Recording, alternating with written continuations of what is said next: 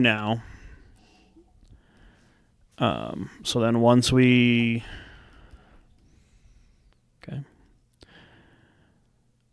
get this to show, bingo, bango, bongo, okay. I'll just switch scenes. So I'll hit in-game 1.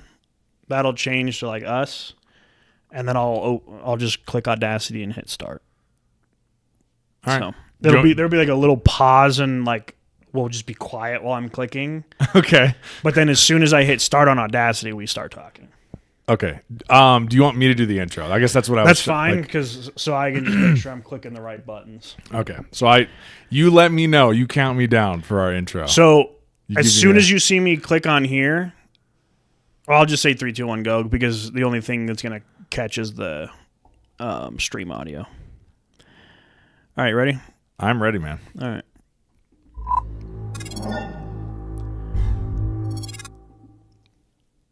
Welcome back, everybody, to another episode of the Just Browsin podcast. I am your co-host, Zach, back again with Matt, and we are back for the first time in admittedly longer than we wanted to take breaks between episodes, but we are back today to bring you a very special Lord of the Rings episode of the Just Browsin podcast. This is something that we have not covered somehow. I don't know how. We've done almost every other movie. Yeah, in like 140-something plus episodes of this podcast, we have not yet talked about the Lord of the Rings outside of maybe like the movie franchise bracket podcast. That probably is the only other time that it's come up. But we've talked about Harry Potter. We've talked about Star Wars. I mean, we've talked about like pretty much every other fictional world property, like franchise IP property that we are obsessed with, except for this. So we're here to talk about Lord of the Rings today. And I think the reason for the timing is that I actually just recently read all of the books for the first time ever. And we have both gone on a recent binge of not only the Lord of the Rings trilogy, but I also rewatched the Hobbit trilogy. And then I watched the full version, but Matt watched some of the new animated movie, The War of the Rohirrim, which just came out last year and is now streaming on Max. So I have recently binged like as much Lord of the Rings content as I can possibly fit into my head recently. And so You're just now missing we're ready to rewatching talk. Rings of Power. Yeah, which I still haven't watched it. We need to talk about that too, which Taya and I watched. I think season 2 was last year. We watched it when it came out. So, I mean, I've seen that within the last year or so. So that's relatively fresh in my head as well. But yeah, I don't know where you want to start this conversation. I'll start with Lord of the Rings. Not The Hobbit, but Lord of the Rings. So, Fellowship, Two Towers, Return of the King. As you can tell by the stream title, because we are live on YouTube, it is the greatest trilogy of all time. The only trilogy I would put remotely close to it, and it's still kind of a distant second in my opinion, is the Dark Knight trilogy. Yeah, I think when people are having the conversation about trilogies, another one that gets brought up a lot is the Godfather trilogy. But in my opinion, the Godfather trilogy it loses points for Godfather 3. Yep. Because whereas Lord of the Rings, each movie is equally as amazing, and the last one is arguably the best and won like 10 Oscars and won Best Picture. Right. With Godfather 3 is one of those ones where like a lot of the Godfather heads are like, let's pretend that one didn't even happen. Like right. That one doesn't even, we don't Godfather 1 and 2 address were Godfather great. Part 3. Let's yeah. Just, like that's the first 2 are the masterpieces, and then number 3 is kind of like whatever. And to me, that's where it's like you have to kind of have that distinction in terms of a trilogy where it's like The Hobbit. I think it's a great trilogy, and we can start with that if we want to. I just think we were overly blessed with the Lord of the Rings trilogy that when The Hobbit came out, we were high on the Lord of the Rings because we were like, oh, it's the same world. Yeah. And then it came out, and we were like, okay, they're very entertaining and fun and great movies, but the CGI really, you could just tell. In my opinion, the CGI played a huge role. The Hobbits were great. I enjoyed them. Nothing wrong with any of them. But the CGI compared to the makeup and all of that stuff in the actual Lord of the Rings trilogies, you're just kind of like, okay, yeah, Lord of the Rings is better. And I think the story is better. But yeah, I would agree with that. It's just... Let me ask you this. when was your like first experience with the Lord of the Rings world? When was your first experience with Middle Earth? Oh boy. When did the Fellowship come out? 2000, somewhere around there. 2001, something like that. Probably a year or two after that. Yeah. Do you remember the triplets, Hunter Parker and Sam Carroll? No. Okay. No, I don't think so. They were my next door neighbors, and they had the Fellowship. No, it's too far away. Here, you want me to look it up? I'll look it up. And so they had the Fellowship, and that was like one of my favorite movies. So I'd just go over to their house, and we'd eat frozen grapes. Because if you've never had frozen grapes, I don't know why, but freeze grapes. It's a great snack. We'd eat frozen grapes, and we'd watch The Fellowship of the Ring. And that just became one of my favorite movies of all time. 2001. Okay. Was Fellowship. So yeah, I was probably, I would say between 2002 and 3 is when I really got into it. So I think they just went back to back to back. Yeah. 2002 was Two Towers, and then 03 was Return of the King. Okay, because 03 I went and saw Return of the King in theaters. And we were, well, I guess I was like 9 years old or something when that. Depending when it came out in 03, I would have been 9. Yeah. So I would have been like 10. I would have been 8 or 9, depending when it came out. So pretty young. Yeah, I don't remember for sure if I saw these. I want to say I saw the last one in theaters. I do not know if I saw the first two in theaters or not. It might have been like at home on VHS or something at the time. I definitely didn't see the first two in theaters, but we did go watch The Return of the King at AMC for the triplets' birthday. That's cool. That's dope. I was kind of the same way. I saw them when I was pretty young. Again, I think it was probably like on VHS. It wasn't the same way of like Star Wars where I had basically like worn out the VHS copies of the original trilogy, but from just watching them over and over and over. But I had seen them when I was really young and loved them. And it's also harder to wear these out when it's 3.5 hours. They're long. They're very just long. Like, it takes me 2 hours to rewind it. Right. I'll wait a week or two. Yeah. And it was one of those things where like obviously. I've talked about it before on this podcast plenty of times, and you and I have covered it. You know, Harry Potter is your favorite franchise of all time. Star Wars is my favorite franchise of all time. So, quick sidebar, real quick. When I was talking with Brandon last night, Isaiah is now on a Harry Potter kick, and I'm like, dude, I'm coming to Idaho. Yes. I'm going to come. I just finished my rewatch anyways. I'm coming to Idaho. We got to get him on Star Wars next. No. I'm going to start sending him Star Wars content. So I wasn't like obsessed with the Lord of the Rings the way I was with Star Wars, but from the moment I saw it, I was like, this is an amazing world. And so I obviously saw the original trilogy, and then like over time would rewatch them periodically, loved them. The Hobbit trilogy came out when I was in college, like when both of us were in college. And I remember thinking at the time, well, I remember enjoying them, like going to watch each of them and enjoying them just fine. Again, to your point, not liking them as much as the Lord of the Rings trilogy, but thinking they were pretty fun. But I remember thinking at the time, like, I remember reading online. At that point, I had not read the books, but I remember reading online. I'm like, The Hobbit is one book, and it's like a 300-page book. It's not even that long.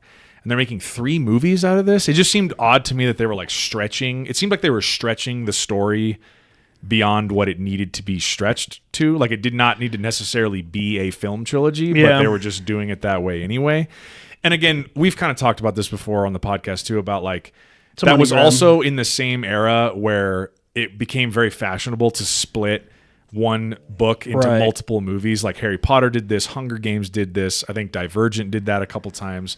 Like, you don't want to rush. Twilight You don't want to rush an ending. You don't want to rush something. You're going to make your money. Yeah, but I have always felt that when that happens, in my opinion, there's usually like, if you're going to take the final book in, let's say, a trilogy or a series or whatever it is, and split that final story into that arc into 2 movies, it always seems to me like one of the movies is lacking a little bit, where it drags and you can feel it stretching at the seams of them being like, we know we have 2.5 hour movies of runtime to fill, so let's drag some scenes out for a while because we got to save all the big important shit for the final one. And it's like Horizon. Like, why didn't you just make this one movie? I feel like Costner could have made Horizon probably 2 movies, and we would have been like, oh, this is great. Right, instead of being like, hey guys, would you like to come see 25% of a story? And you're like, not really. I'm like, I'm sure, I'm all for it. And then you watch and you're like, yeah. Okay, I kind of wish this would right, speed up a little bit. Yeah. I don't need to see him ride his horse through literally the entire valley. Don't need to watch it. All of Montana. We got the point. So anyway, I remember seeing the Hobbit movies in college, liking them, not really understanding the like sort of vitriolic pushback from the like online community of like Lord of the Rings fans who were like, fuck these movies. They ruined, Peter Jackson ruined his original trilogy, all that kind of stuff. I was kind of like, I don't know, guys, I kind of thought they were pretty cool. I don't know, fucking sue me. I thought they were awesome. But then again, all right, I will. At that point, I was like not a Lord of the Rings head. I'm not like super obsessed with the lore and all this kind of stuff. So I had always known that these were based on books, and these books had been around for literally decades. And I'm like, one of these days, I'm gonna sit down and I'm gonna read the books. So fast forward years later to like 2022, I think, Prime Video finally unveils Rings of Power season 1. So I asked Taya, I'm like, because she's seen Lord of the Rings too, and she's not like obsessed with it, but she likes them. It's kind of like they're not bad. I like movies. Harry Potter, yeah. So she's like, I'm like, do you want to watch this? It seems I'm interested in what they're doing with like I like Middle Earth, the stories about it. I want to see some shit. I don't exactly know what the storyline is here. I know it all takes place before. I don't know how far before, whatever. So we start watching Rings of Power, and then season 2, like I said, just came out last year, and we got caught up on season 2. And after we finished season 2, I was like, I'm going to commit it now. I'm going to like read the books. Like I'm now in that mindset. And I'm kind of one of those guys where like, we've done World War II TV and movie, our favorite TV and movie World War II stuff. Podcast. Once you dive down the right rabbit around, hole. as soon as I scratch that itch of that interest, I'm like, well, I'm going to read 4 World War II books and watch all of my favorite World War II movies over the next like 2 months. Like it's just all I can focus on for a while, and then I'm off to the next thing. So that's what happened. Is Rings of Power season 2? I was like, I am Middle Earth pilled. I'm gonna fucking dive down the rabbit hole. To watch it. So I finally got the books, read The Hobbit. After I read The Hobbit, we rewatched the Hobbit movies, and then we waited until I was done with all 3 of the Lord of the Rings trilogy books before we started the trilogy. Because I was like, what I don't want to happen is like me go, okay, I'm gonna watch a movie after each book, and then like watch one of the movies and go, fuck, I really want to just watch the other 2 right now, and then just skip ahead. So I read all 3 books. We recently wrapped up this past week, Return of the King. So we're done with our rewatch, and then I literally just watched. Was it last night or the night before, The War of the Rohirrim, which, like I said, I mentioned is that new animated movie. We can get to that a little bit later because I have some thoughts on that as well. But one thing I'll just say from like a book review perspective, The Hobbit, it was very interesting to me reading through the story because the Hobbit movies, they make them sort of the same tone and vibe of the Lord of the Rings, where like, yeah, it starts off a little more whimsical and stuff, but like there does pretty soon come like moments in the story where like Bilbo and Thorin and all of them are in like in a lot of danger, and like it's dark and scary, and there's monsters, and like they have to overcome all this adversity. When I read the book, The Hobbit, the book reads like a children's book. Like it is so like whimsical and like funny. It in elementary school. Yeah, it's completely awesome. I love it. I highly recommend it to anybody, but it's just like not exactly the tone I was expecting, but it's still a really, really cool story. And then the drastic tonal change from The Hobbit to The Fellowship of the Ring when you get into the actual trilogy is drastically different. Like you get into that original trilogy, because I finished The Hobbit, and like Taya was asking me, it was like, well, how was it? I'm like, you could read that to like a 8 or 9 or 10-year-old, and it's like a children's book essentially. The Lord of the Rings is not like a children's book. It's like deep. It's got deep themes. First of all, they're all significantly longer. Like all 3 of them are 350 pages, whereas The Hobbit's only like 300. You have this whole like, it sets up all of this world building. It's introducing you to, I mean, obviously it helps having read or watched The Hobbit, so you know what comes before, you know who Bilbo is, what his adventures were, all that good stuff. But it sets up all this stuff where you have like, Bilbo's adventure was really sort of a like, hey, I'm going to take advantage of this moment where the world is reaching out and giving me an olive branch, an opportunity to go on an adventure and do something that's more exciting than just, very un-Hobbit-like, and more exciting than just sitting around the Shire and eating and smoking out of my pipe until the end of my days, like every other Hobbit does, just kind of pretending like nothing else in the world matters, not having a care in the world, whatever. and he's very resistant to it at first, and then he goes on this adventure, and it's kind of like, you know, he befriends these dwarves, and like he feels part of their team, and he's trying to help them reclaim their homeland and all this kind of stuff. Whereas like the Lord of the Rings story is like, this is the devil's mood ring, Frodo, and you need to destroy this in the fires of Mount Doom, or the world is going to end. And Frodo's like, fuck. Frodo's like, I've never left a Shire until I came here. They're like, do you know how to get there? He goes, not a fucking clue. Dude. And everyone's like, we'll guide you. Dude. And Sean Bean's like, I'm going to die. Someone posted this hilarious clip of one of Shane Gillis's bits, and it's like Bilbo after hearing Frodo's the version of Frodo's story as compared to his, and it's just a clip of Shane Gillis going, "Oh fuck, that's way worse than mine." It's so fucking funny. It's like, it really is true. Like Bilbo's was like this adventure where there was dangerous stuff that happened to him, and it was like very fraught with peril and all this kind of stuff. But like Frodo's was like literally a fight for the end of the world, and he almost died like 17 times. Like, and at any point in time, if he lost the ring. Yeah, well, we're all the whole plot's we're all it's fucked. over. Yeah, I read The Hobbit, but I was probably like 12 years old, so I have no recollection. Perfect time to read it. Perfect time to read it. But yeah, I mean, even when you watch the movies, you're just kind of like, I don't know. You can tell The Hobbit might be more the Hobbit movies in particular. Yeah, they might be more leaned towards a younger audience. Yeah. I think all 6 movies are PG-13. Mm-hmm. But you can see the difference of a 2001 PG-13 movie and a 2013 PG-13 and like movie. In the Hobbit movies, you can kind of tell a little bit about what I was talking about how whimsical and kind of funny the Hobbit is at points where there's like when all these Bilbo's moments house of them, and they're singing and doing the dishes and stuff. Yeah. Like there's none of that in the Lord of the Rings movies. You know, like there's moments where they sing, which that's a big part of the books. Like Tolkien wrote in actual songs and verses of all this stuff of like the dwarves have their songs, the elves have their songs. And it's like a big part of all of the culture of getting to know these different people in Middle Earth. But there's not a lot of time to like dilly dally and sit around singing and like joyfully like cleaning the dishes in the Lord of the Rings. Well, it's like, hey, we got to go fucking take this thing to Mount Doom and fight anyone off on the way. Like one scene that they do is when Pippin's singing with why did I just blank on his name? Are you talking about like the King of Gondor? Yeah, but he's not the king. Why is Denethor? Lord Denethor, yeah. The steward of Gondor. The steward of Gondor, yeah. And he's like, he sent Faramir out to die and like all of this shit. And he's just sitting there eating. Just disgustingly eating those fucking tomatoes. Like running down. That's like the scene, but you're like, but it's impactful. It's a very impactful and it's a scene. sorrowful song that he's singing. Yeah. And so you're kind of like, it's not like a scene where, you know, like The Hobbit, they're singing and doing the dishes. Yeah. He's like, be careful, you know, and you're kind of like, It's meant to be like, like laughter and whimsical. And like there's some very serious parts in, but then like Bilbo's playing a game with this massive fire-breathing dragon that apparently wiped out all the dwarves in the Misty Mountain. And it's just like, am I missing something here? Like, again, very entertaining. I love the story of it because you know, it kind of shows you how we come to, you know, Frodo getting the ring. Yeah. Well, that's kind of what it leads to. I was going to say, if there is a purpose to the story of The Hobbit, it's not necessarily Bilbo and Thorin and the other 12 or 13 dwarves that, along with Gandalf, that go try and reclaim their homeland under the Lonely Mountain.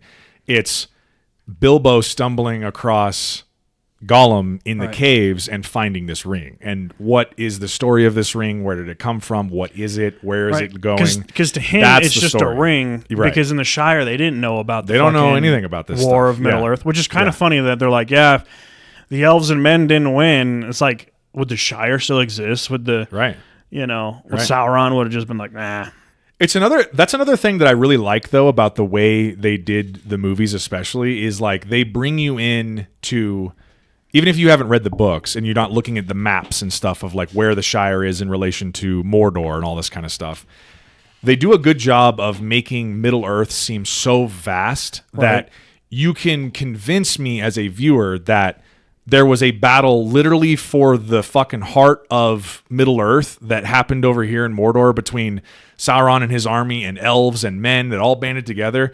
And the Shire over here has no idea it even happened. They're carving pumpkins. Yeah, they're just like chilling, drinking. smoking their pipes, drinking, having a grand old time. Have no idea what's going on. And even like with that, it's just like the hobbits don't see outsiders. The outsider they see is Gandalf. Right. So like when you watch Lord of the Rings, because again those were the first 3 movies that came out, you go, oh, so there's a wizard that is now friends with all these halflings, all these hobbits. Mm-hmm. So the Hobbit is a good showing how Bilbo and Gandalf built this friendship, right?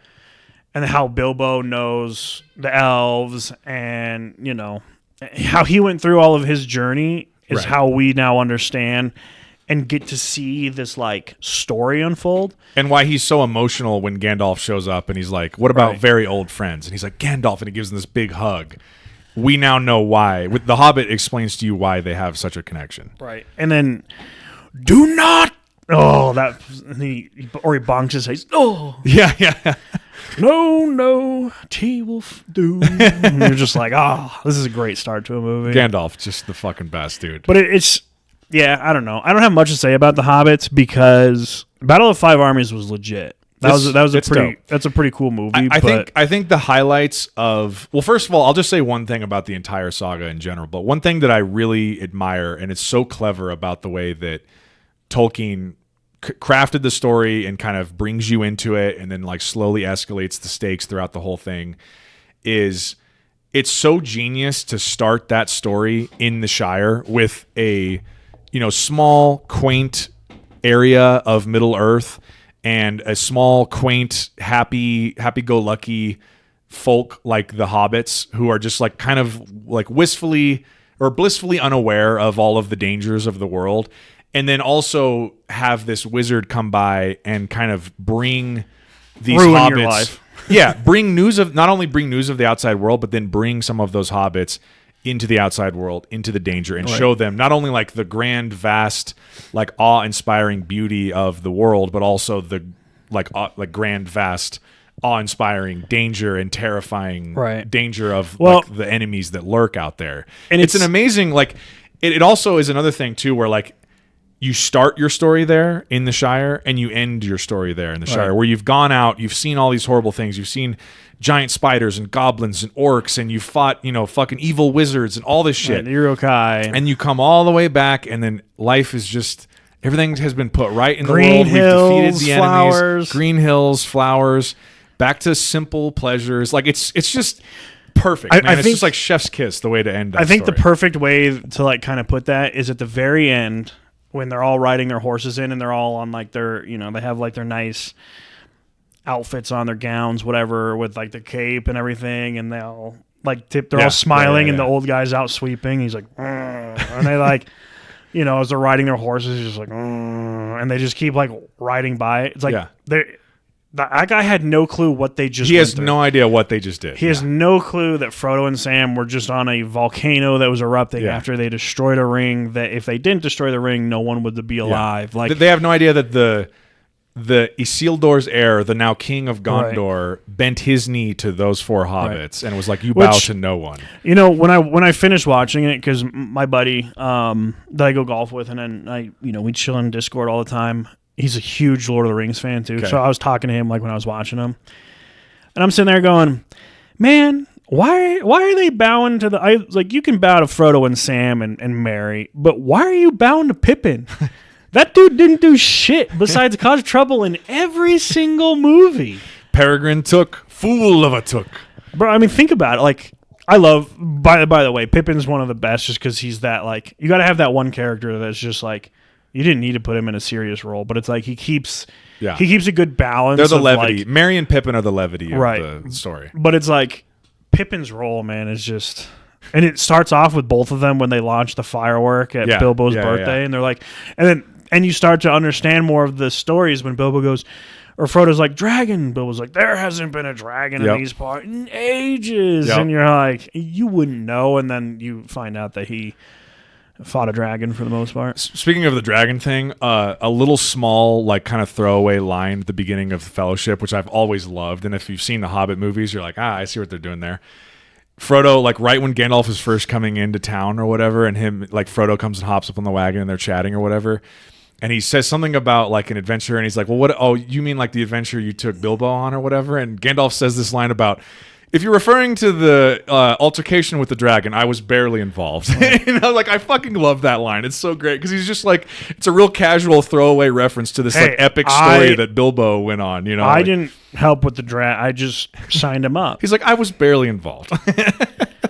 Yeah, no, it's I don't know.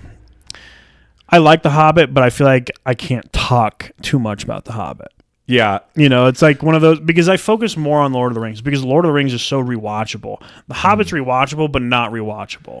Yeah. Because, like, there's certain parts in it where you're just kind of like the first one's fun because it builds a story, and so you kind of get introduced to all the characters. The second one, I'm kind of like,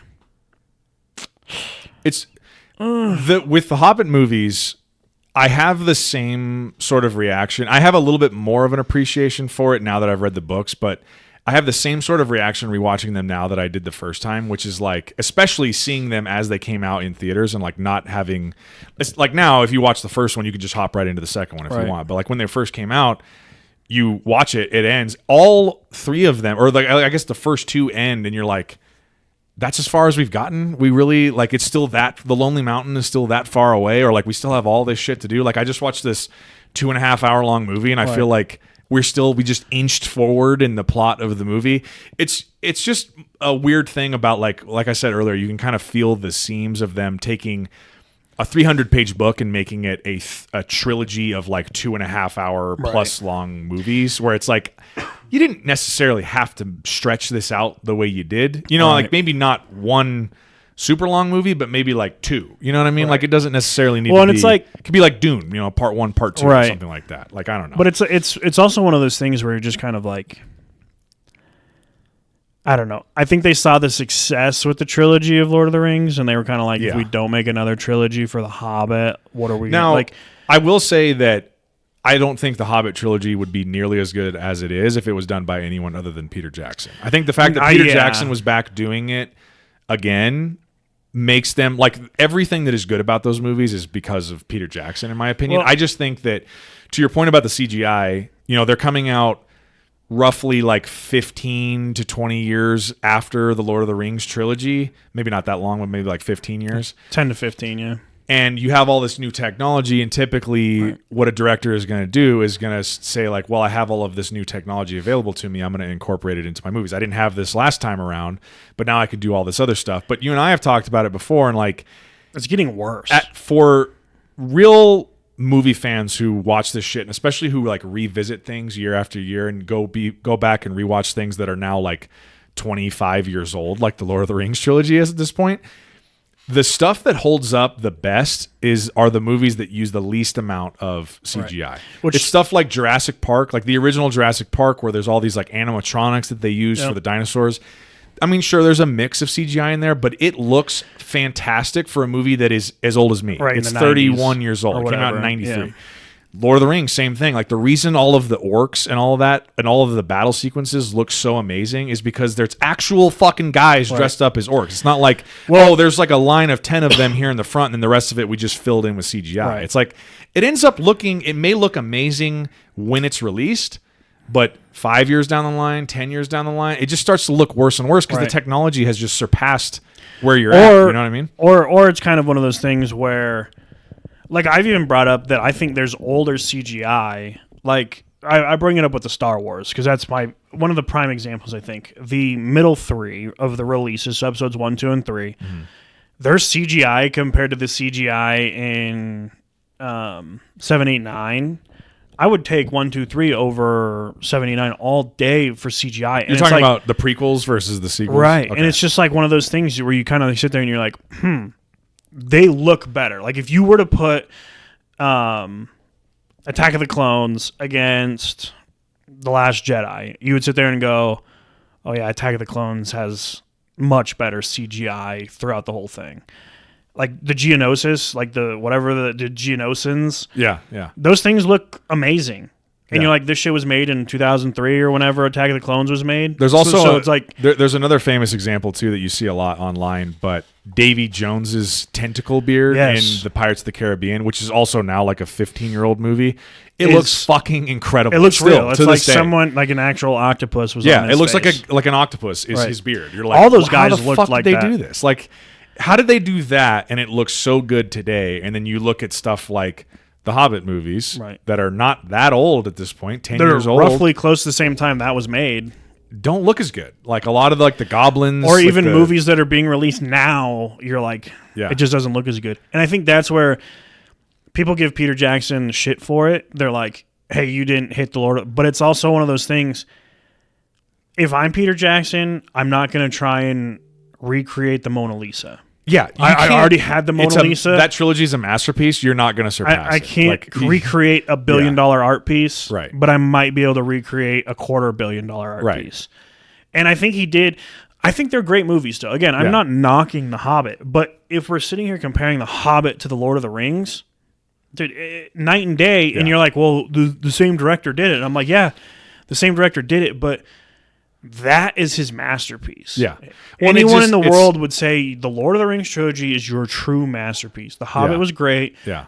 But The Lord of the Rings is a masterpiece. And you could tell, because if you've ever watched the behind the scenes of all of it, and like the intricacies going into everything, it's just like, holy shit, this was like... Yeah. Well, and that's what I was just about to mention, too. I think when we're talking about any of this stuff, in terms of how well it holds up over time, the use of CGI, all that kind of stuff versus practical effects, I think the stuff that holds up over time is the stuff where you can clearly see the craft involved. Meaning, like, when you go back and see some of the behind-the-scenes stuff about what Lucas was doing and his team was doing for the original Star Wars trilogy or even the prequels, and, like, these miniature sets that they would build and stuff for, like, Right. these scenes of, like, the, you know, Luke's ship flying along the Death Star embattlements and all that kind of stuff, like... That's not done using CGI. It's done using like miniature models or like with some dude painted- holding his stick, Right. running along. Yeah, like this- running the ship along, and they're just filming it in this creative way, or like a painting. There's even some of that in Lord of the Rings where I've seen like Minas Tirith is like the way they built it is Right. actually a painting, and it's kind of overlaid over an actual shot of like this actual meadow that they're riding Right. along on horses. It's like that ends up looking incredible because it's clearly like some painting that some very talented artist spent a long time drawing this beautiful painting of Rivendell or Minas Tirith Right. or whatever it is, and then they overlaid it with these shots, these beautiful shots of New Zealand.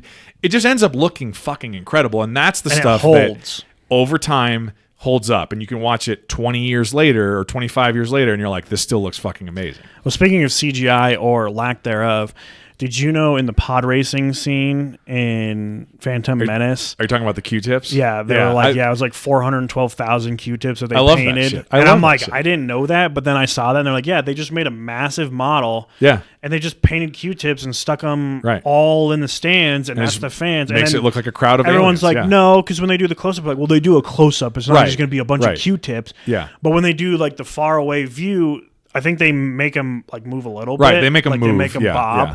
But they're just like, they just painted Q-tips instead of Yeah. paying, extras. And I then when they love want to that pay shit, the dude. extras, there's probably 50 to 100 that they stick into a section. Yeah. And Yeah. then they just probably move people around and Exactly. multiply that all the way across. Movie And I'm like, making, man. The magic I of saw movie that making. and I was like, that's fucking, that's genius. It's awesome. Thinking about that, one. And two, I never knew about that. So Right.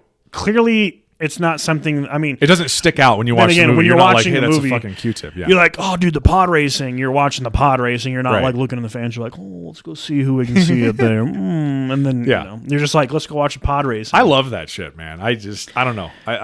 So we've talked enough about The Hobbit because I think The Hobbit is obviously not high on your list. just- And you didn't rewatch them recently, right?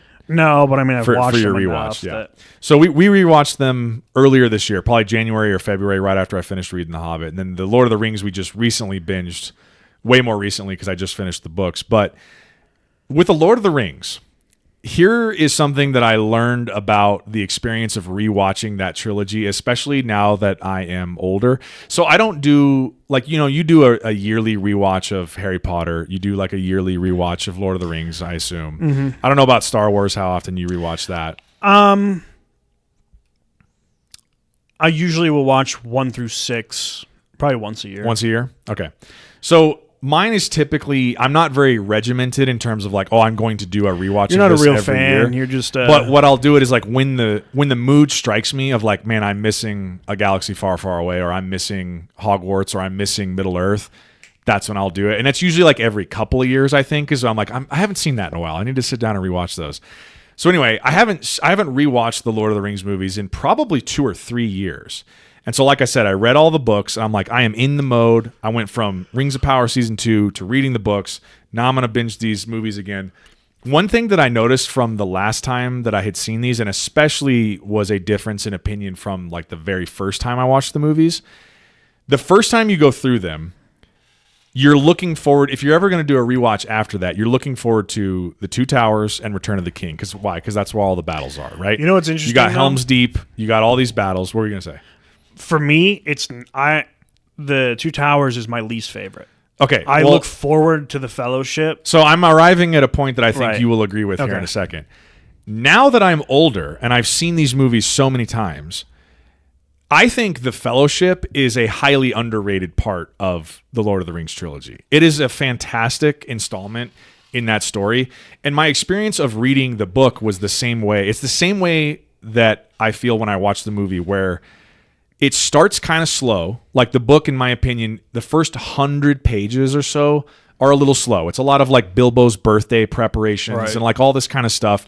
It's all in the Shire. Not a lot's going on. Then you finally kind of start to get onto the journey where like Frodo and Sam and Merry and Pippin make their way to Bree, and then they run into Strider, and then you're like, oh shit, now things are starting to roll. Now things are getting more interesting. Then you have the Nazgul Riders, and you're like, oh shit, here we go.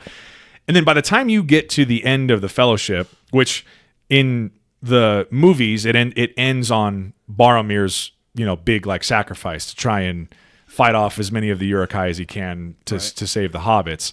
You're like, this is a fucking incredible movie. It's just really, really good. I think like when I was younger, The Fellowship was always the one that I kind of wanted to just skip past, or I'm like, The Two Towers and Return of the King are way better. Let's get to the action. Let's get to the action. The old guy killing the Uruk-hai. Now that I'm older, I'm like, The Fellowship is straight up a fucking tremendous movie. Like, it's a fantastic movie. So were you saying that that's your favorite? Well, I think Return of the King is my favorite. It's hard not to have Return of the King. Yeah, there's just too much in Return of the King. Right. And also, I'm a huge fan. I think it was just Lord of the Rings: Return of the King, the video game. Okay. Yeah. I love that game. Yeah. I used to max out all the characters, and then or me and my neighbor when we'd play together, me and my brother when we'd play together, we each had like 3 characters. So like I always had Aragorn, I had Aragorn, I had Gandalf, Legolas, and Merry. Those were my 4 characters that I got. So when we were doing Hobbits, I was always Merry, right? Okay. Like, and then certain things I was like, I'm going to be Gandalf, Yeah. because I can shoot bolts out of my staff and all this shit. So that made me like teeter more towards the Return of the King. I think the Return of the King is just such a true masterpiece in the sense of everything that was put into it. You're just kind of like the Fellowship of the Ring. You're like, it introduces you to the story, and then you're kind of like, okay, some wizard is now with a bunch of halflings or hobbits in the Shire. Okay, a powerful ring. And then once, he puts the ring on the first time and he gets stabbed by the Morgul blade, you're kind of like, oh shit. Like, okay, now I'm like getting more into this fantasy story. Yeah. Because it's kind of hard to buy into fantasy stories if you don't have much of like a if you're not a knowledge fantasy of it. fan, Lord of the Rings is very like high fantasy. There's elves, there's like different languages, there's magic, like dwarves. It can be kind of hard to get into. Right. I've always particularly liked fantasy, but if you're not a fantasy genre fan to begin with, it can be a little hard to kind of get into that.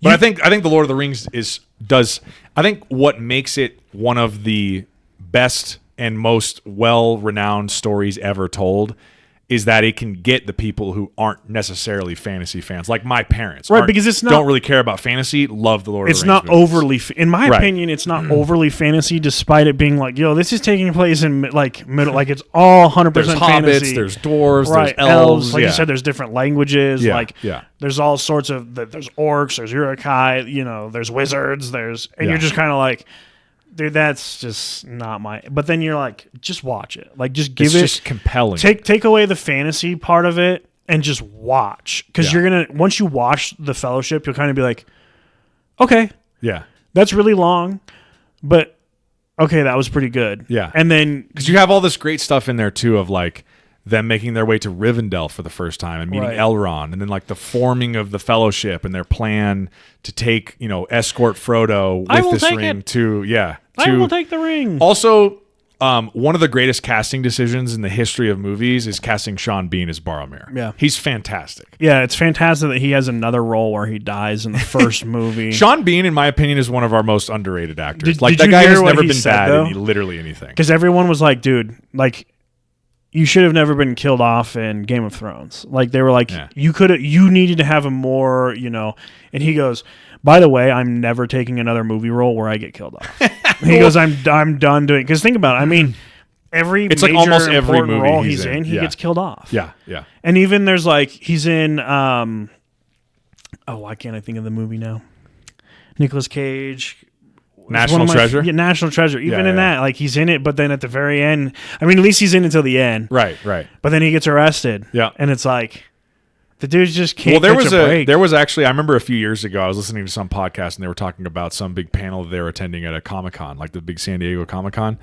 And there was a whole running bit. They had like posters up everywhere. It must have been right around the time that he was coming out with something, that Sean Bean was in something. But there was a whole running bit about how he dies in every single thing he's in.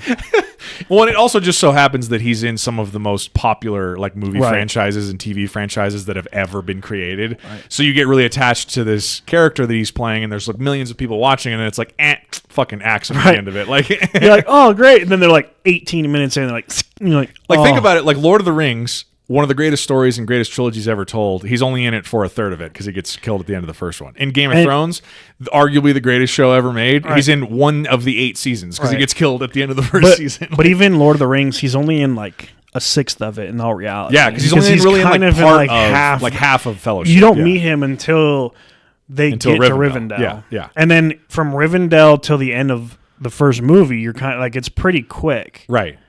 Because, I mean, they go over... Well, first they try to go over the mountains, and then they go to the Mines of Moria. Which, let's finish our Sean Bean thought, but I want to come back to Moria, because that is maybe one of my favorite bits in the entire fucking series. I love the Mines of Moria. That shit is so incredible. But Sean Bean, going back to how incredible he is and what a great casting decision that is, it also says a lot about how talented Sean Bean is, that he's in like half of the first movie of this trilogy. And in the half of that one movie that he's in, you go from liking him but being suspicious of him to being like, fuck this guy, he's trying to take the ring from Frodo, to like, also fucking Boromir's my dude. He's sacrificing himself for like he does all of that in like half of a movie, which is incredible to like just portray all of that to the point where like you can be within the span of an hour and a half's worth of movie being like, I'm suspicious of this guy, but he seems pretty cool, seems pretty swaggy, to like, I really fucking hate this guy, he's trying to like steal the ring from the main character, to like, now he's one of my favorite characters ever because he sacrificed himself. But he was only trying to steal the ring to help the people of Gondor. Right. But he was also not very happy for a Ranger of the West that is now magically shown up and will become the king of Gondor. Yeah. He had a lot of, I mean, as Lord of the Rings fans know, Gondor and Rohan have a sordid history that goes back a long ways, and they're distrustful of one another. And also you had the ring was corrupting Boromir at the time, and he realized it. I mean, he kind of had to realize it after Frodo like literally turned invisible and like ran away from him. But I'm sorry. Come back. By the way, also like it really gets me every time where like when Aragorn and Legolas and Gimli come find him at the end and he's like riddled with arrows and he's still alive.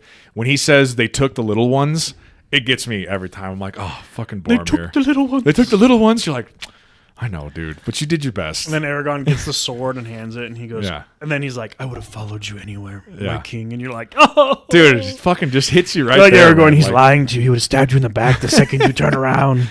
He's just dead. He's dead. Let's go back to the Mines of Moria real quick, because I fucking love that whole stretch of the movie. So there is a part where I was listening to this on a podcast around the time that I was watching season 2 of Rings of Power, And the two co-hosts of this podcast are like huge Lord of the Rings heads, like know way more about the lore and the background and all that than I do. All right, they go through like the fandom pages and they read other people's like stories. They're deep in the fucking lore. They could explain to you the lore going back like thousands of years, all this kind of shit. And I can like with some of that stuff, but I don't know as much as they do.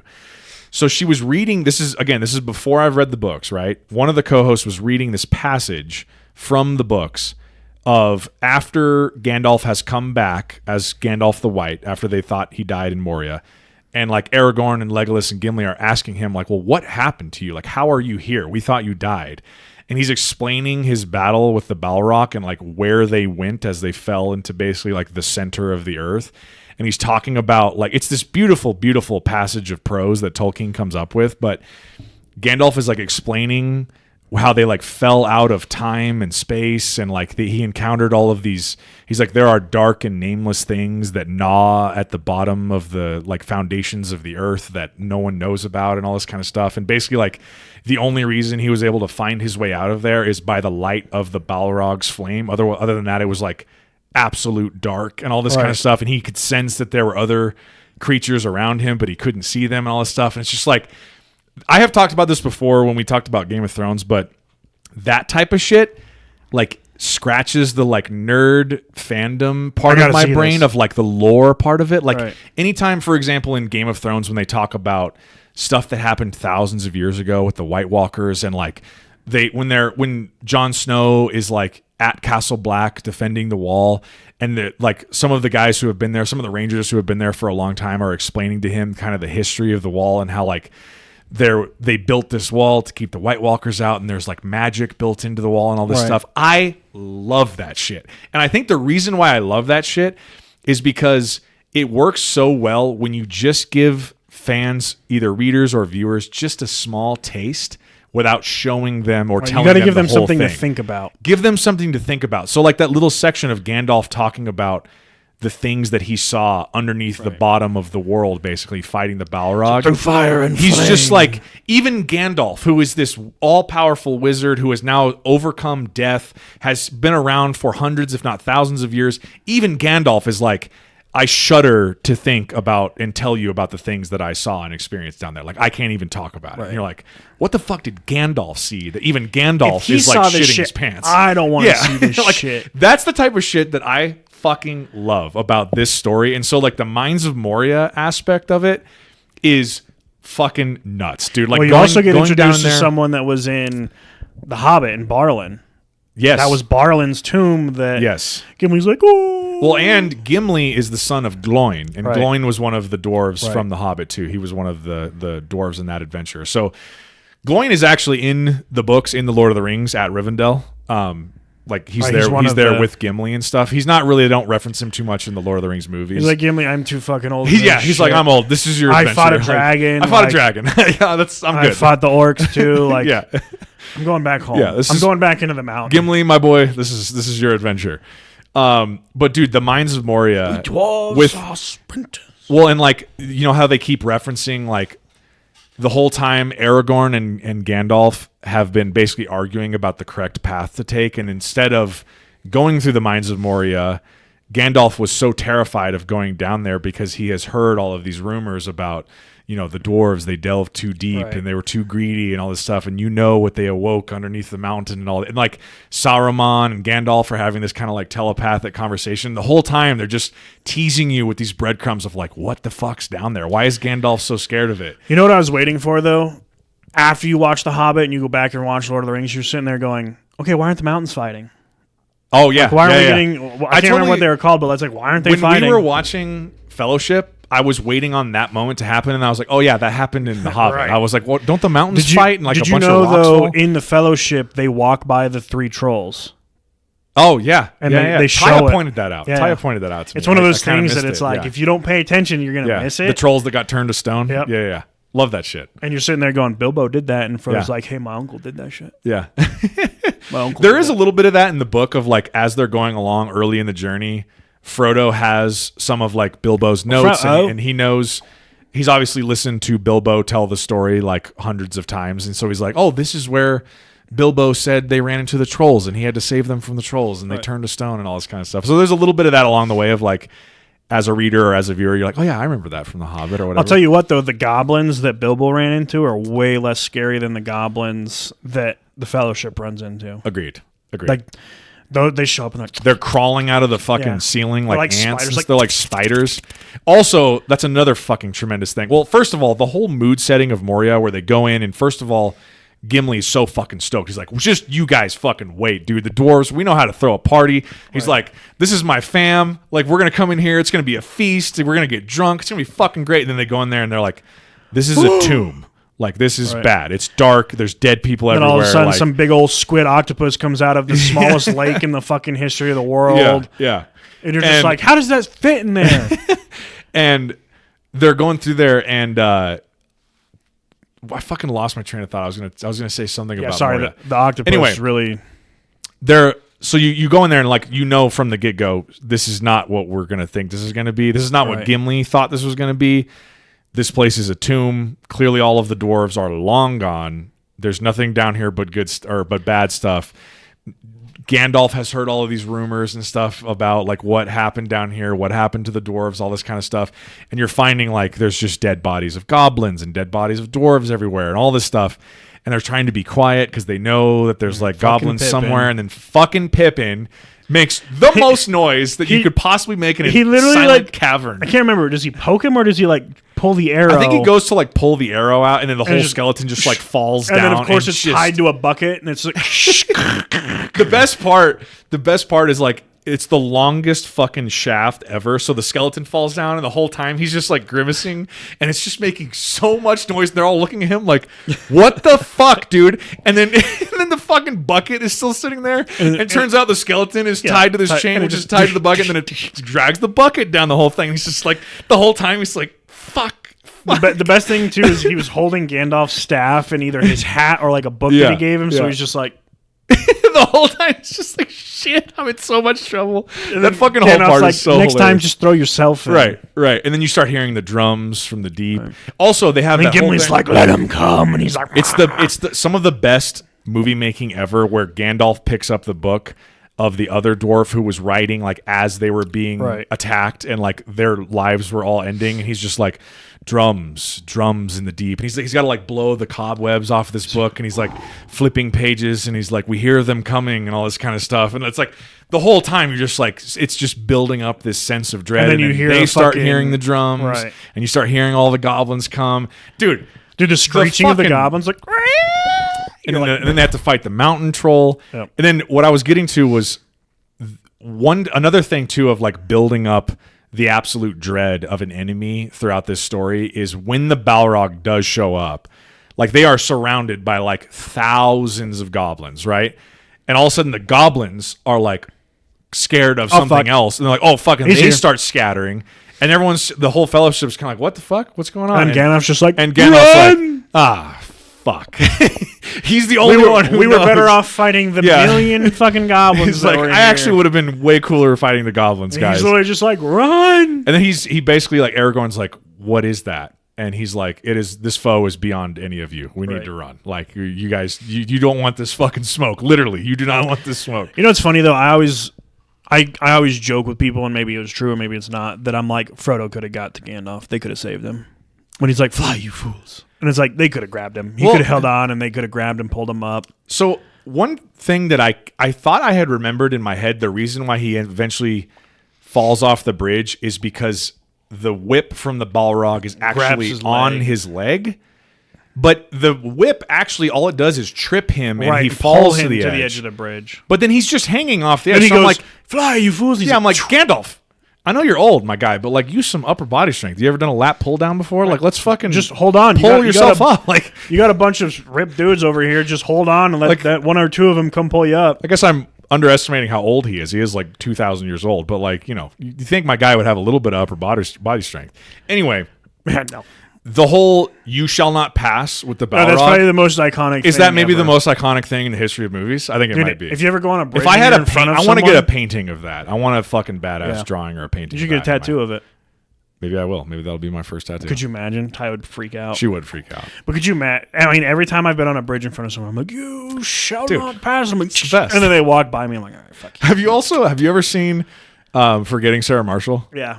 You remember at the beginning when they're showing the montage of him post breakup and he's just at home for like a week straight in his sweatpants, and it cuts to him. You know, he's like eating like cereal out of like popcorn bowls, and he's just like laying around in his sweatpants. And then it cuts to him being like, "You shall not pass." That part's so fucking funny to me because I'm like, that is like every lonely dude post breakup. Like that is exactly what would be going on in the house. Like, I'm gonna just Lord of the Rings is gonna be my thing for the next week.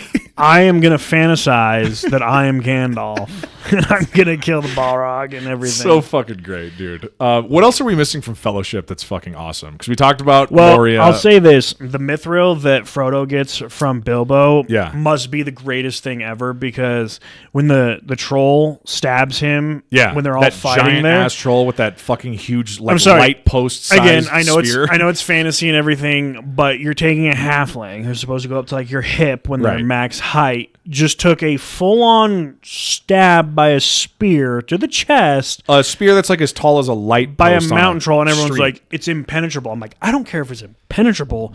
You're taking a toothpick and smacking it with the tree branch. My guy's going to have a hell of a bruise on his chest. He should have some very broken ribs and back right there in that moment in time. You want to know more about Mithril? Watch Rings of Power. So a lot of that comes from a huge plot line in Rings of Power is the dwarves. So Rings of Power, we can get there in a little bit too, but it's thousands of years before Lord of the Rings. Right. And it's all about Durin. So you know how you hear them reference Durin's Day and stuff, like in The Hobbit, and they reference Durin in Lord of the Rings. You actually get to see one of the King Durins, and then like so his father, and then the son who ends up, because there's like Durin the Fifth, you know what I mean? So it's like one of them. It's like King George the 48th. Yeah. You get to see not only one of the rings of power that King Durin gets, but it allows him to feel the mithril in the mountain. And basically there's a big plot line, without giving away too much from Rings of Power. The elves and the dwarves, Elrond is a big part of that story too. Elrond and Durin are very good friends, and Elrond comes to Durin and he's like, we need the dwarves' help mining more of this mithril to like save our sacred tree or whatever it is, like one of their trees, like the Star of Elendil or something. So anyway, the mithril is like this incredibly malleable metal when heated, but is like literally the strongest metal on earth, and super light when it's like hardened. So that thing that like chainmail of mithril that he has, it's like the lightest and also the strongest, sturdiest metal like that is known in Middle Earth. I just give it crap because I'm like, you get a halfling that gets stabbed by like a cave troll. I mean, come on. Yeah, I mean, it's kind of like you're going to die just from trauma, blunt trauma. You might not get penetrated. If I was to say, like, hey, Matt, stand in front of this train, but you're going to wear the world's strongest metal bulletproof vest. You're like, okay, great, but it's a train going full speed. It's still going to fuck me up. It's not a 9mm bullet, which is about yay big. Right. It's a fucking train. Yeah. Like, you'll be fine. Trust me. And then it just hits you and you like bounce off and you get up. You're like, I'm good. It's like nothing can get to that bulletproof vest. It's like, yeah, but I'll be squashed within it. Because within like 10 minutes he gets up. He's like, I'm fine. Yeah. And I'm like, no, you're not, dude. Everyone else there would have been dead. Yes, you have great armor on. But, like, no, you're not fine, dude. You probably have, like, 18 fractures in your ribs. Your heart's probably squashed. Like, it would not be your back good. got severed in 14 spots. You have spinal for fluid sure leaking everywhere. Going on the IR for at least just a little bit. Couple months. Sam's definitely taking the ring for sure. Let's see. Anything else on Fellowship before we hop over to Two Towers? Props to Sam. First he's spying on Gandalf and Frodo, cutting grass at fucking midnight. Yeah, eavesdropping like and a then motherfucker. He jumps in the water to go after Frodo when he can't swim. So shout out to him for being a great friend. I'll just say this now. I was going to get to this later, but Samwise Gamgee might be maybe not the greatest, but one of like my top 5 greatest fictional characters ever.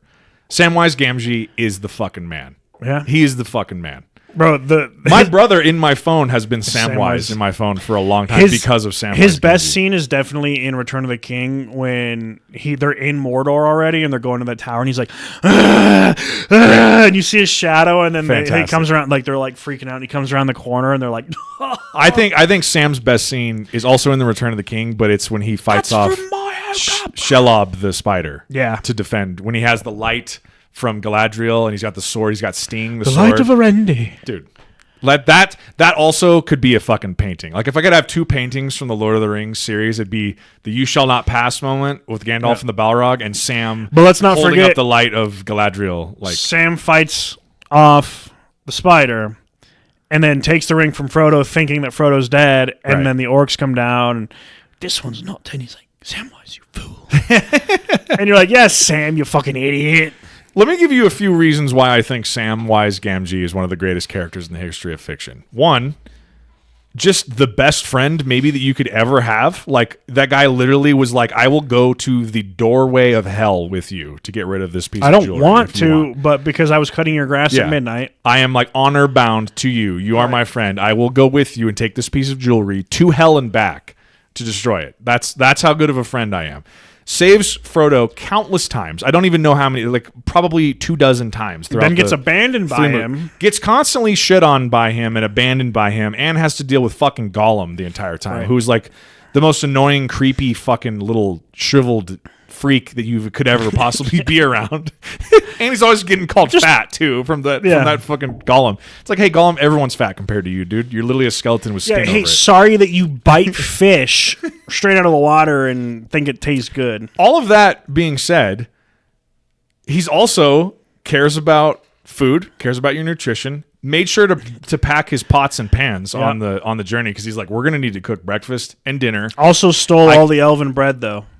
Lembas bread, shit's key. It's like Power Bars, but for Middle Earth. That's kind of what I learned from the books. Like one bite keeps you full for a day. Yeah, exactly. You eat like a little bite of the Power Bar, and you're like, I can go to Mordor. Let's go. You eat a Power Bar now, you're like, I'm still chewing. Yeah, the Power Bar companies need to take a note from the elves and make it more like Lembas bread. That's my note. Right. Make it be like a 48,000 calorie bite that you're like, oh my god. It's got like caffeine and calories and protein in it somehow, but it's just bread. But it's one bite for a meal. That's it. It's like you just one take a bite and you're just like, oh, you're good for 24 hours. You're good. Samwise Gamgee, the best. He's the fucking man. Aragorn's the best. Well, I mean, Aragorn is like everything that you could strive for in being a man, like literally, and he marries an elf. Humble, a fantastic fighter, loves his friends, a king, but not a king. Is kind when he needs to be, is vicious to his enemies.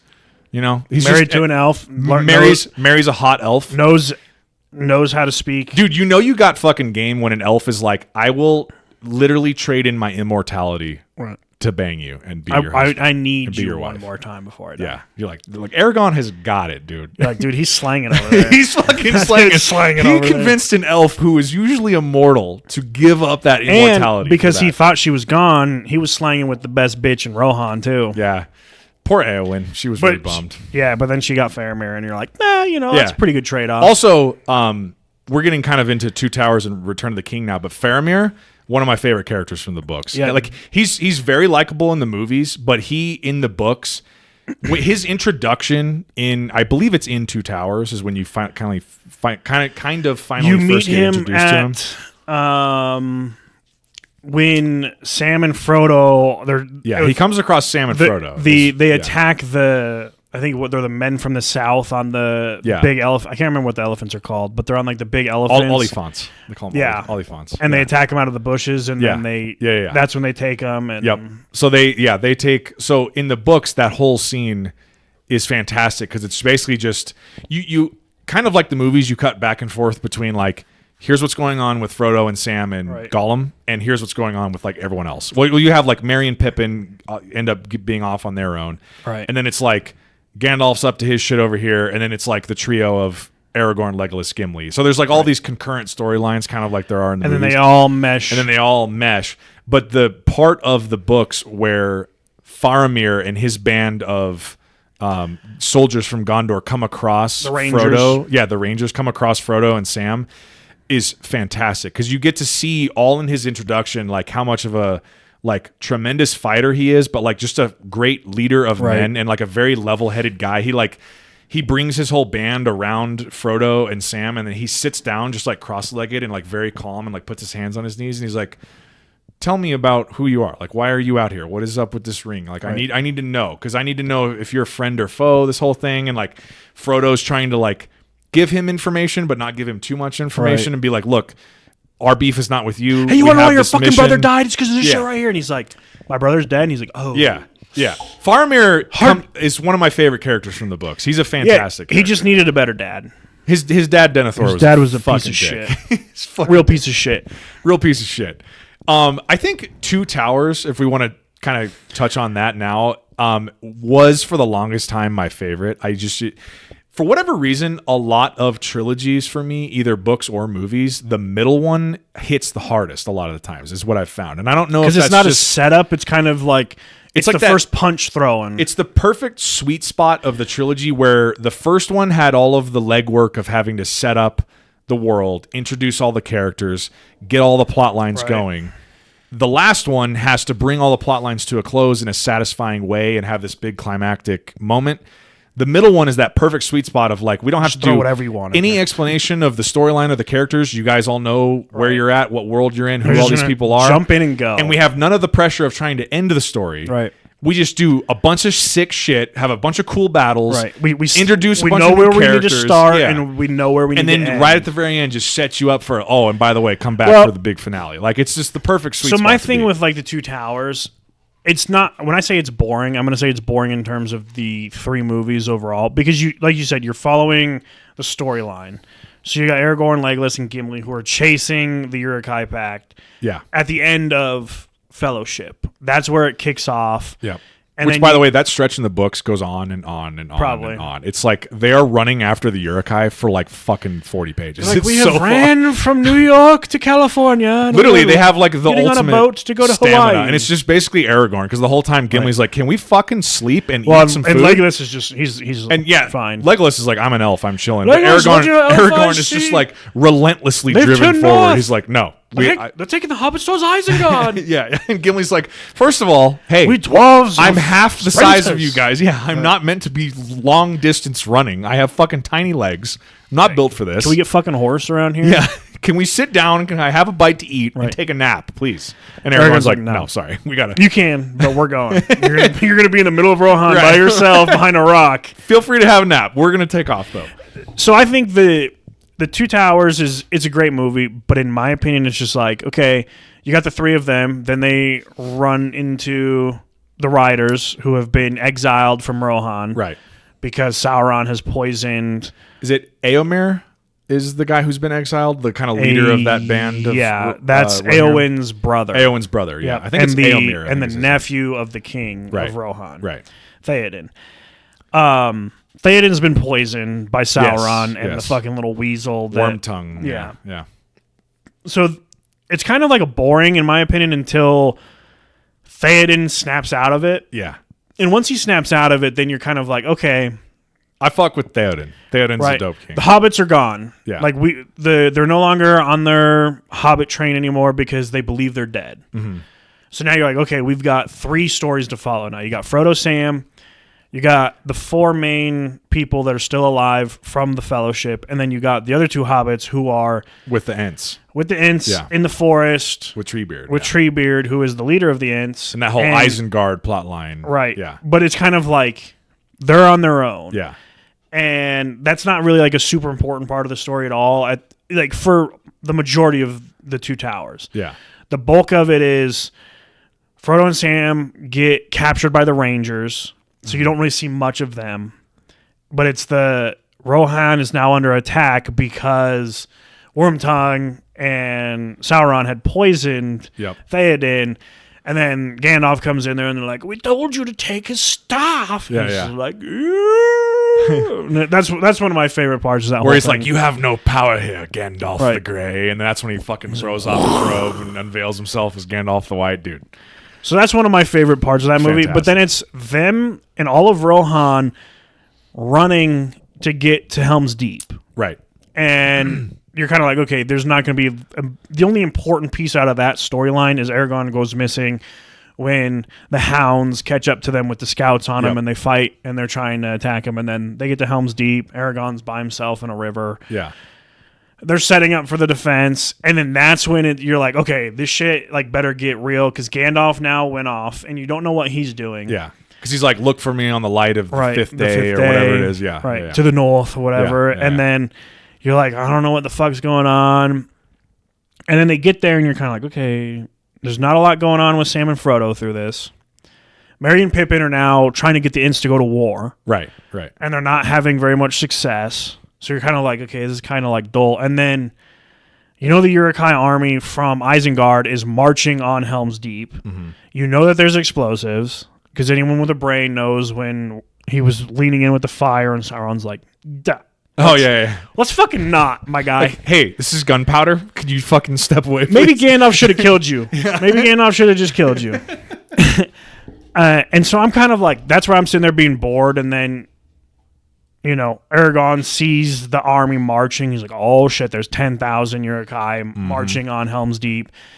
And he gets, they finally get in there. And that's one of the coolest scenes, though, is when he opens the door and it's like throws foggy, open the door. Yeah. And he's like sweating and just everyone's like, oh my God, we thought you were dead. He's like, we got no fucking time for that. Yeah, you should see what's right behind me. Right.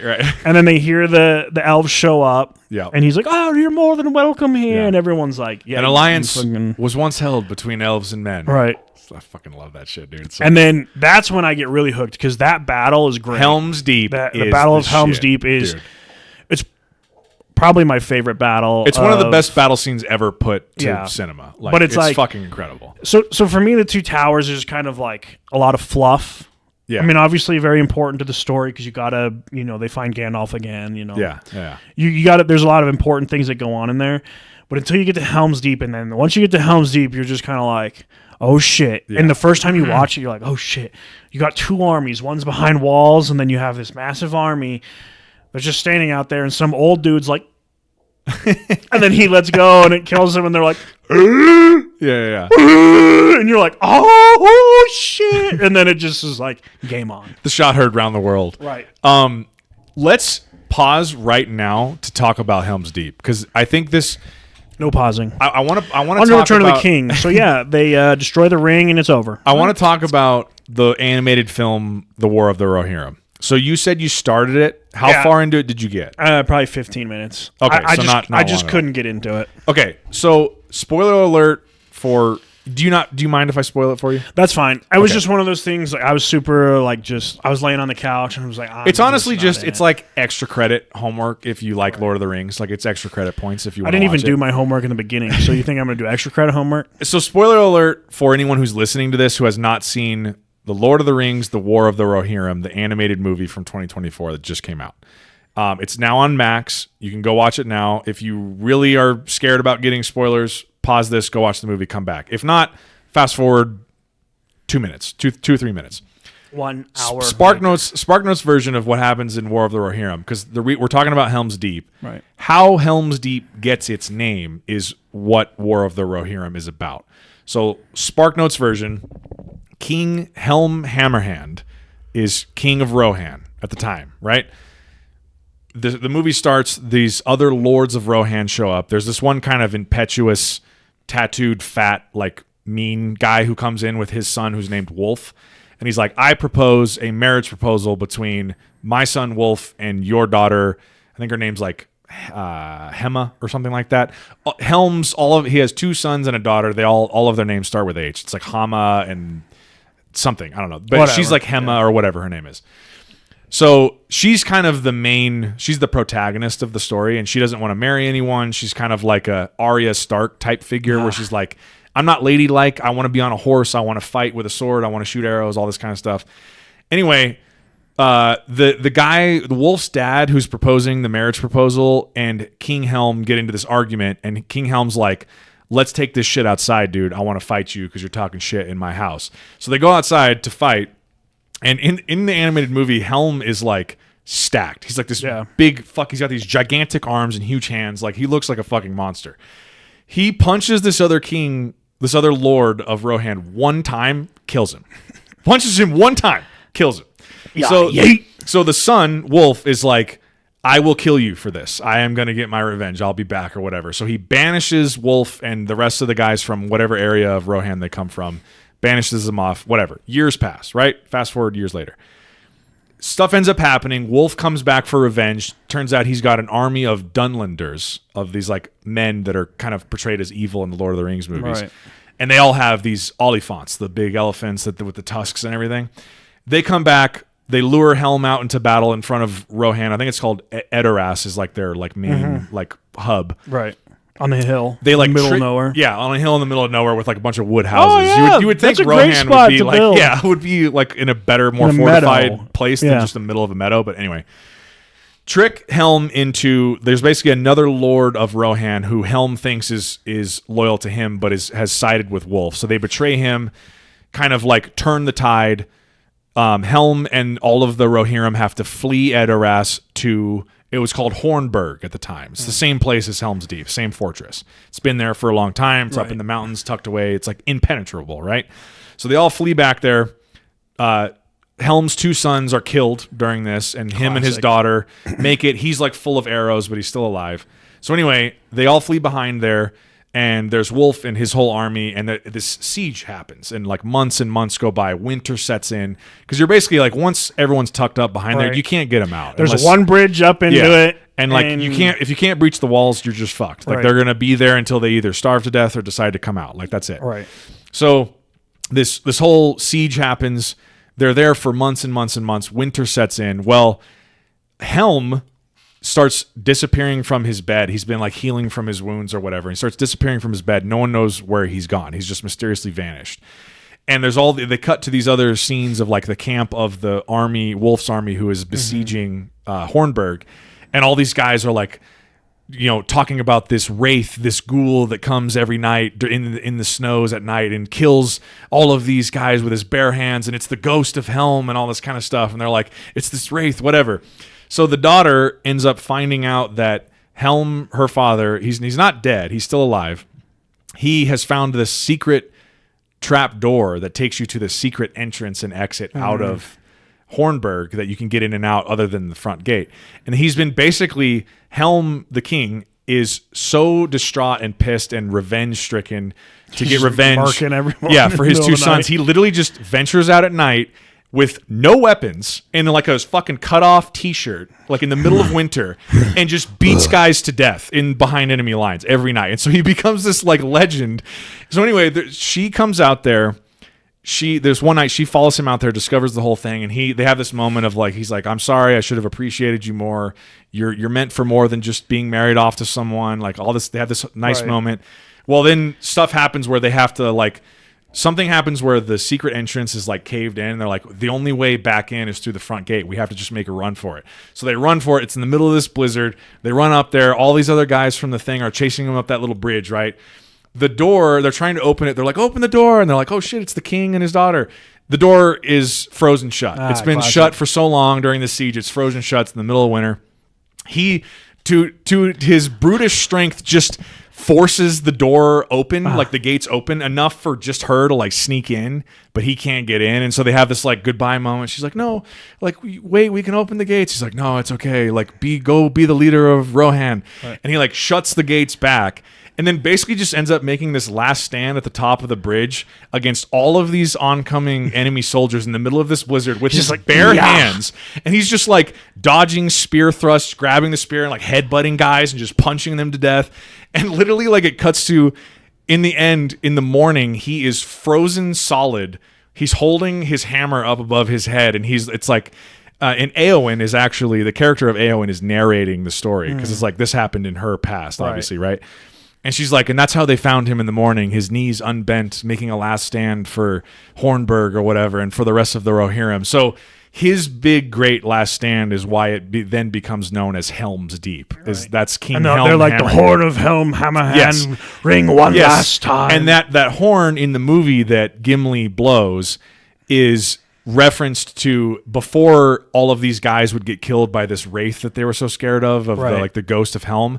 He had this horn with him, and he would blow this horn. And so that's how everyone knew that the wraith was coming, is that he would blow this horn. And then everyone knew like, oh shit, we're fucked. He's going to come by and kill everyone. So that's why the whole like, and then the rumor, like the rumor is in the story of the Lord of the Rings that like within Helm's Deep, if you're in there for long enough, you'll see like the ghost of Helm wandering the halls, and you'll hear the horn from time to time and stuff like this. He's kind of like this ghost that like haunts the halls of Helm's Deep and all this kind of stuff. So anyway, I just wanted to pause real quick there and go over like, that is what the War of the Rohirrim is about, is how Helm's Deep gets its name, and kind of like, gotcha.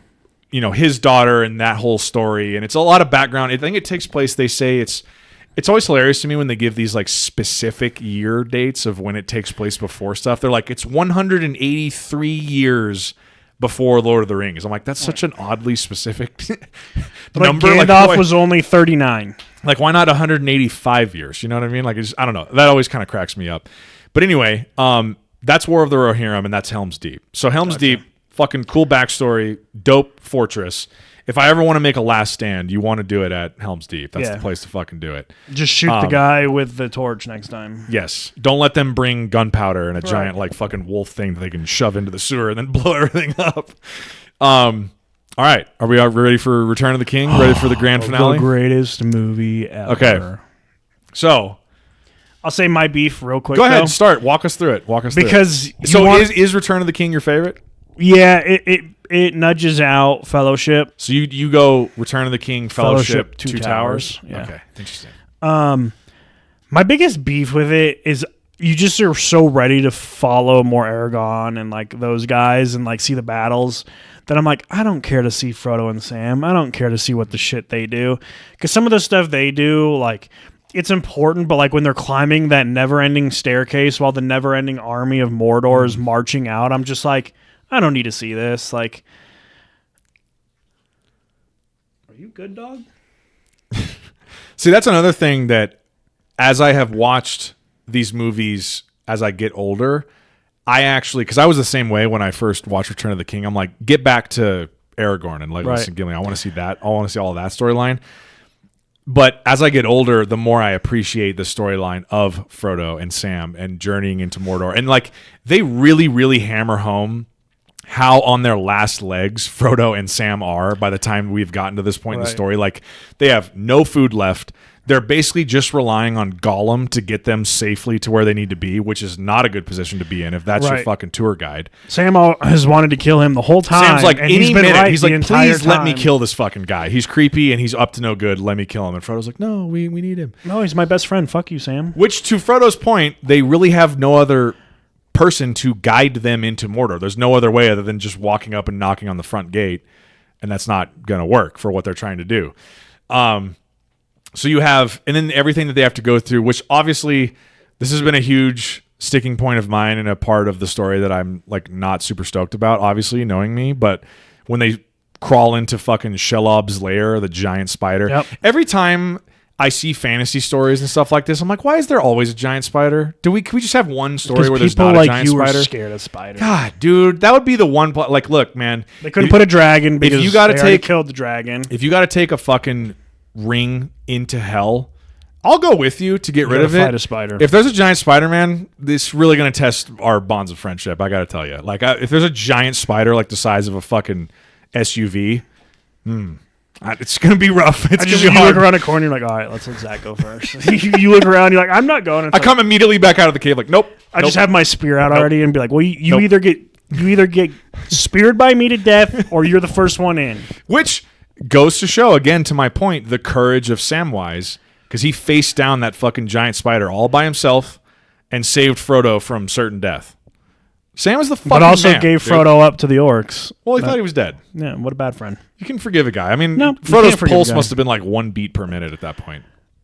Good. He deserved to die after banishing Samwise when they're halfway up the staircase. Up. Like, you're going to believe Gollum over me? Like, yeah, dude. Yup. When you've been sitting here napping, I've been just binge eating on the lembas bread. Also, can we talk about who made that staircase up there? Because if the hobbits, who are halflings, were taking up the whole step, right? Who built that shit? Yeah, and why is it like a ladder? It's so fucking steep. And then when he finally falls, he tumbles a pretty far ways, but then he lands on a random big ass ledge. Yeah. It's like, no, bitch. You know what? You know what part also gives me the fucking willies is when they're like pausing to sleep a little bit. Sam is like curled up sleeping on the edge. On the ledge. I'm like, bro, I would not trust myself to be asleep and not just roll over and fall to my death. Like, not a fucking chance. I need 2 points of contact. Yeah. I need my head touching the mountain and my back touching a solid wall. Yes, for sure. And then my face needs to be at least 200 yards from the ledge. Yeah, like I'm not just sleeping on my side right next to the ledge of this giant fucking how big of a fucking hike is it that you have to sleep halfway up. Right. No, just get me to the top. We can sleep at the top. It's like doing the incline here, fucking in Colorado, and you have to sleep at the camp You just halfway. camp at halfway point. Everyone's like, you could have made it in like 2 hours, and you're like, I gotta camp out. Gotta recover for tomorrow. Gotta hide from the orcs. Orcs. You just hear the trees rustle, and yeah. See, you guys gotta hide from the orcs. You guys are fucking Sauron's eye. He's gonna spot you. They come out in about 14 minutes. You better get camping. But so that's my beef, is just following Sam and Frodo, because it's kind of like at that point we're at the point where it's like, okay, they're there. Let's get going. And then my other beef with the Return of the King, and it's not. I mean, it's a plot hole in my opinion. Okay, let's hear it. You have the army of the undead. Oh, no one can kill them. Yeah. So Aragorn should have just been like, hey, yo, kill everybody in Minas Tirith. We'll kill all the orcs and everybody in Minas Tirith. And then when you're done with that, I will release you after you go swooping through Mordor. Right. You could just go swoop through Mordor. And there's then like it's just 10,000 more orcs that I'd like you to kill over there. And because you guys are dead already and no one can kill you but me. Right. Just go through there, wipe them out, and then we'll be good to go. That is a little bit of a cheat code in the story. I hold your oaths fulfilled. I get where it's coming from, and the backstory of it is kind of cool. Of like, these are men who owed allegiance to Isildur back in the day and were supposed to show up and fight for him and didn't, and they abandoned their pledge. And so now they're like eternally cursed because they turned their back on their leader, like their king, when in his time of need. And so the only Isildur's heir and the future king of Gondor can like break that curse and hold their oath fulfilled. That's all pretty cool and that's compelling, but you're right. It is kind of a cheat code to just be like, Aragorn just rolls up at the battle of the siege of Gondor, and he's just like, I have an invincible, all undead army. I got this, guys. Don't worry about it. The three of them jump off in a scene that you're like, oh, this is sick, and all of a sudden she's like, and it's just everybody dies, and you're like, and they just like a wave go over everything and kill all the fucking. And all the Rohirrans are like, you guys couldn't have showed up maybe 30 minutes before. I was one of the Rohirrim. I'm like, yo, where the fuck were these guys like 30 minutes ago? Like, I've been out here working my ass off. There was like 100 of us. We just took down 3 elephants in about 3 hours, and you guys just roll in and kill everybody in about 10 minutes. The fuck? Like, this is bullshit, Aragorn. I want to be paid back for this shit. All right? He's like, you will. Yeah. But other than that, those are like my 2 beefs. But that movie is so good. The Last Stand. Have you ever watched the extended cut? So I was going to ask you about this because I have actually never watched the extended. There's a lot more stuff that goes. There's a lot more. So I was looking at it because on Max, which is where we watched all of them, they have the theatrical versions and the extended editions of all of these for The Hobbit and the Lord of the Rings movies. And I was just doing a comparison, and like the Return of the King, the theatrical version is 3 hours and 21 minutes long. Right. That's the one that was the theatrical version that they trimmed down. The fucking extended one is like 4.5 hours long. It's so fucking long. I'm like, what the fuck is in this? I have seen clips of some of the extended, like, deleted scenes before, but I've never actually watched the extended. I think the next time I do a rewatch, I'm going to do the extended. I'm going to do that too. To see how they differ. Because, I want to see all the cut shit. Because, like a lot of people have said, and I think even Peter Jackson said, he goes, if you want to actually make these movies legit, you're going to have to probably spend 6 to 7 hours on each movie. There's just so much to get each movie's full story's worth of, true. Like, there's a lot of other battles and shit that we have no knowledge about when you're watching the movie. Well, and there's just like simple stuff like I referenced earlier of like Aragorn, Legolas, and Gimli trailing the Uruk-hai after they have like basically taken Merry and Pippin. That's a gigantic section of that book. Like, it goes on and on and on and on. But in the movie, it's maybe they're kind of 30 just like, minutes from both. It's like scenes, they cut scene to scene. Like, you get the sense that, they've been traveling and running after them for many days, but you're not actually following them for like days and days. So imagine how Gimli felt, though, when they came across the burning pile of bodies. Yeah. And they're like, we killed him. He's like, you motherfuckers had me running all the way across this planet for 2 dead dudes. For a couple of dead hobbits. We could have spent one night chilling, and we would have been fine. And they're like, well, we didn't know that, Gimli. We're sorry. Can I can I tell you one thing? There was a couple of, well, actually, it's mainly just one thing because it revolves around one character. One thing is all giant difference between the books and the movies so this has been like a hobby of mine for a long time, and we've talked about it a lot on the podcast of like, if there is a movie or TV show property that I love that's based on books, I like to read the books at some point and kind of compare and contrast the two. And a lot of times, yeah, the movies are better. A lot of times the books are better. A lot of times there are things about the movie or TV show adaptation where it's like a completely different thing and they just kind of took the books as a loose inspiration. Right. That works really well. There's sometimes where it's like almost word for word adaptation, and that works really well. So I'm always curious to see like how do they approach it of doing, especially stuff like Game of Thrones or Lord of the Rings, whatever. So reading the books and then watching the movies, there's obviously the constraint of time, right? Like you cannot have the trilogy. Each book is like 350 to 400 plus pages. Right. You can't take all three of those and condense them into like a 2.5 to 3 hour movie. It's just really, you're going to have to cut some stuff for time. Think of it would literally just be Frodo gets the ring, Boromir's dead. Right. Helm's Deep is under siege.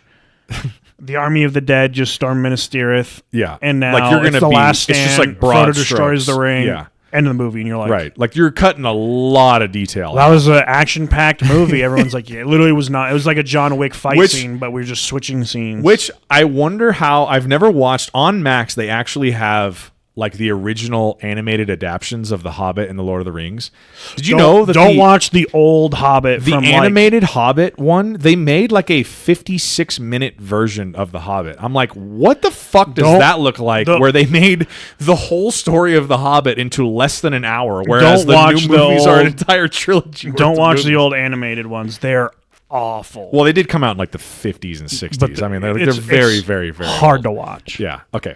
Anyway, where I was getting to with the differences between the books and the movies, Sauron. The way the movies handle Sauron, and again, this might be different in the extended editions because I haven't watched the extended editions, but the differences between the way Sauron is handled in the books versus the theatrical versions of the movies is really interesting to me. So one key difference is in the books, they go out of their way to explain that Saruman is not in league with Sauron. Saruman is doing his own thing. Saruman found out about the Ring of Power and the Rings of Power because he used to be on this council with Galadriel and Elrond and Gandalf, and they were supposed to be protecting everything. So he delved into this whole like lore and history of these Rings of Power, and he realized how valuable the One Ring is to Sauron, and he's like, I'm going to go get that myself, and I'm going to be the ruler of Middle Earth. So they go out of their way in the books to explain like Saruman is an enemy, but it's not like Sauron and Saruman are on a team. It's like Saruman is out to get the ring for his own goals to rule, and basically like fuck Sauron. Like I want to rule everything. Whereas like in the movies, he's kind of doing it. He's almost like Sauron's liaison to finding the ring and kind of like controlling men and like raising this Uruk-hai orc army, all of this kind of stuff. Another really fascinating difference that I thought was like a huge, huge change from the books to the movies. In the books, in Return of the King, at the end of the story, the ring has been destroyed. The final battle has been fought like right in front of the gates of Mordor. All that kind of stuff. You know, you have the anointing of Aragorn as king. All of that is the same. Everyone's kind of heading back to their homes. In the books... And Aragorn storms the Shire to kill all the hobbits. Yeah, could you imagine? If that was the actual ending of the book, he goes crazy and fucking kills all the hobbits. It's like, you cannot tell anyone about Peter Jackson's like, I can't put that in the movie. That's like, not going to go wrong. I'm going to get this... Hey, you guys wrote the books. You guys wanted to see it exactly the same. Hey... Talk to Tolkien. Yeah. It's not my problem. He's long gone, but when you die and you see him, yeah, I just did what he put in the book. So in the books, when they're on their way back, they come across, when they're still in a band of like Aragorn and Legolas and Gimli and Gandalf, and all of them are still with the hobbits, but they're kind of like, everyone on their way back, they're kind of like, oh, hey, guys, this is my stop, you know, thanks for the memories, you know, yay, we defeated evil, see you later, deuces.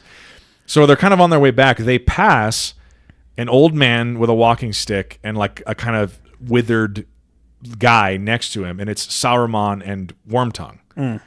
And so after they got defeated like earlier in Two Towers at Isengard by the Ents. Treebeard just kept him in the tower. Yeah, Treebeard just kept him up there. No. He eventually escaped out of there, and Wormtongue, since he was Saruman's like guy in Rohan, is just his bitch and is just gonna follow Saruman, even though Saruman's been defeated and like has no power anymore. So they come across them on the road, right? Gandalf is Gandalf the White. He's the most powerful one right now. He like exercises restraint and like doesn't let any of them kill Saruman. And Saruman, he's like, he doesn't have any power yet, but don't let him chat you up too much because he can still get in your head and like make you do shit. He has a little bit of power still. And he's like, just leave him be. He's been defeated. He can't do any other harm. Like, let him go. And so he's like walking back and he asks for some weed to smoke, some of that weed that the hobbits are always smoking out of their pipes. And he asks for it from like Merry or Pippin, one of the two. And he's basically like, fuck you, dude. Like you've been the one stealing all this leaf from the Shire and bringing it to Isengard. And like you brought all this bad stuff to the world. Like I'm not sharing my stuff with you. Like, fuck you. And so Saruman's like, all right, bet. And he like leaves. He's like, hope the Shire's good when you get there. And he leaves. He just wanders off. So then they continue on their journey. They're letting everyone say goodbye. On the way back, by the way, there's also a character that they do not reference in the movies at all called Tom Bombadil. We'll get to him in a minute. Tom Bombadil. But he saves Frodo and the hobbits at the very beginning of their journey, and then he kind of just is like, "I'm not in it. Good luck, guys. Like I'm gonna go have a beer." Yeah, and so on the way back, Gandalf is like, "I'm gonna stop and talk to Tom Bombadil. You guys go back to the Shire. I'll meet you there later." Because it's like, Tom Bombadil's place is pretty close to like Bree in the Shire. It's like in that area. So Gandalf has left them, and it's just, he's like, see you guys in the Shire in a little bit. It's Frodo, Sam, be fine. Merry, and Pippin. He's like, everything will be fine. He just leaves the four of them. Okay, they were just with Aragorn, Legolas, Gimli, Gandalf, all these like great, powerful leaders. All of them are gone. It's now just the hobbits. They go riding into the Shire, and the Shire is a hellhole.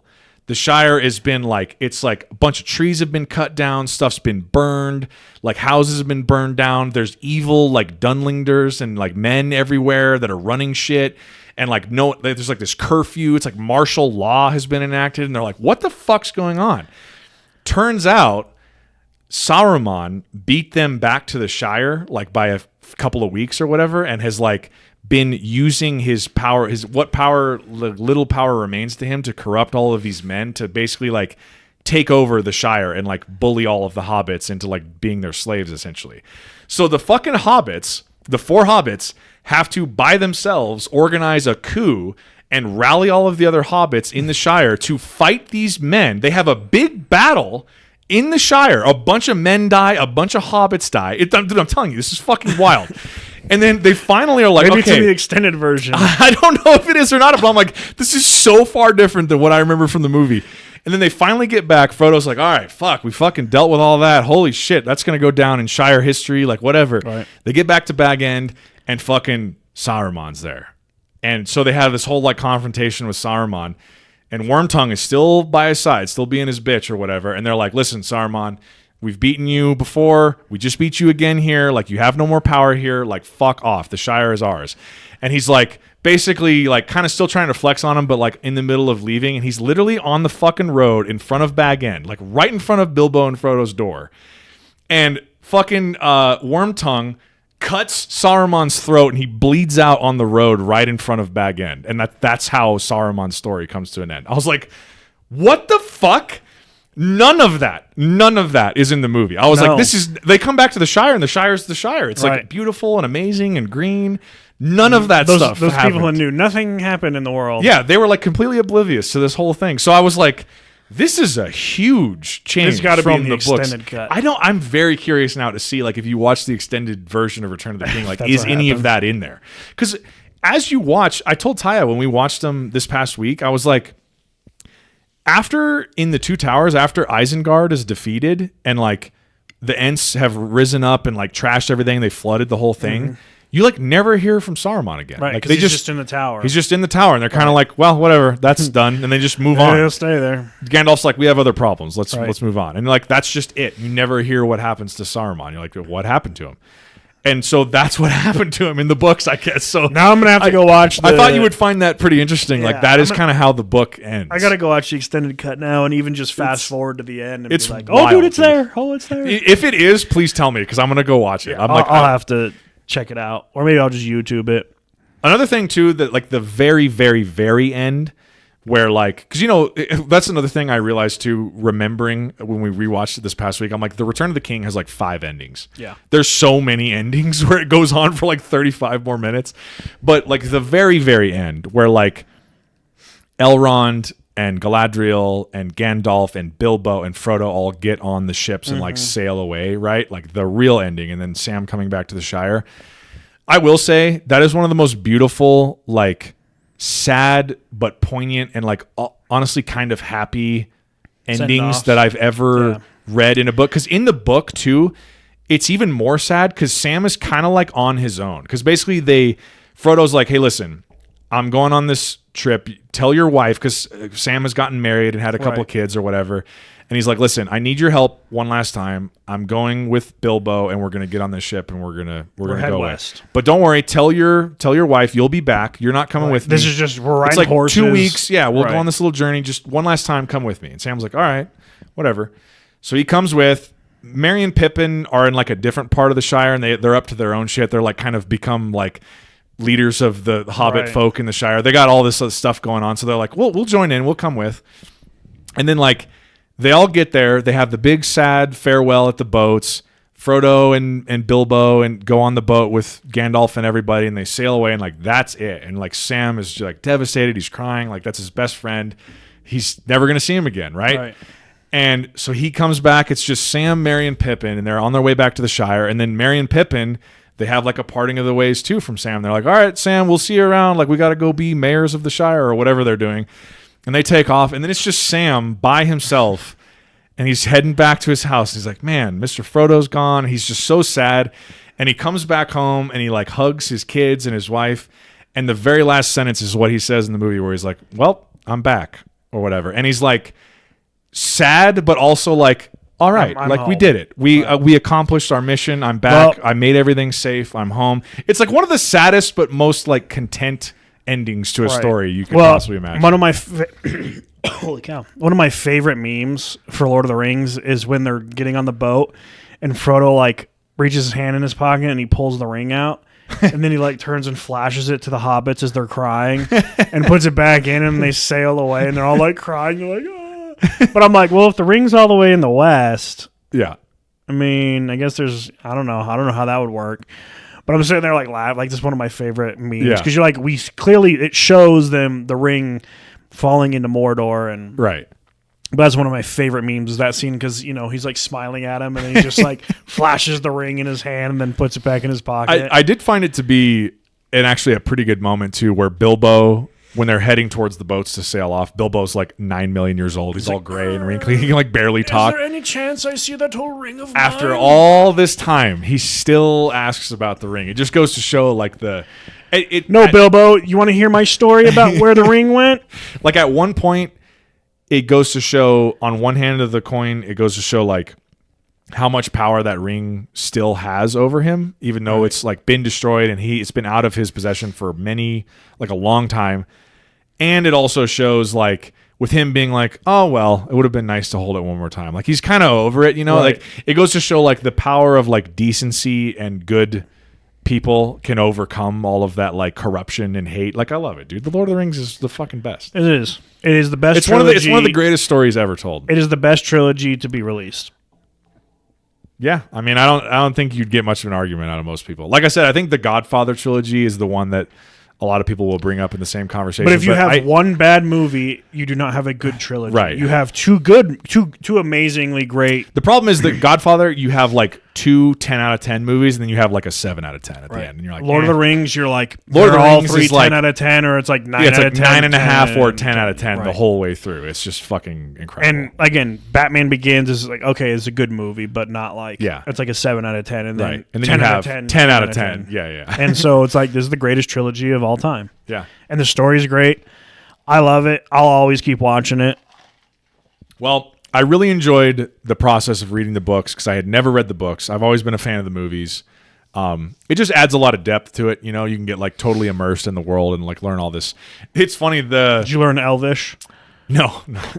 But a lot of that is like written in there. And what I was about to say is like my copy of the books at the end of the Return of the King, there's an extra like 150 pages of appendices of just like maps, lineages of dwarf kings and kings of Rohan, language That's notes. the cool stuff. It's like I'm like I could literally just spend like another 2 weeks flipping through all these appendices and then learning you realize a bunch though of you're shit like, oh my gosh, this is, and then someone's like, by the way, that's a fantasy. You're like, oh fuck, I just studied fantasy for 2 weeks. Yeah, right. You're like, yeah, well, who was King George's the son? You're like, I don't know, King George. Like, damn, you're good. One thing I wanted to kind of get to too, at kind of the end of this conversation is like we've talked about this a lot with a lot of other properties about where we're at in modern day Hollywood and kind of the beating of a dead horse of a lot of these properties and how they're just kind of trying to squeeze as much story out of as little content as they possibly can to keep this stuff going. The Lord of the Rings, The War of the Rohirrim, that animated movie that I was just talking about, that gives the backstory of how Helm's Deep came to be named that. Right.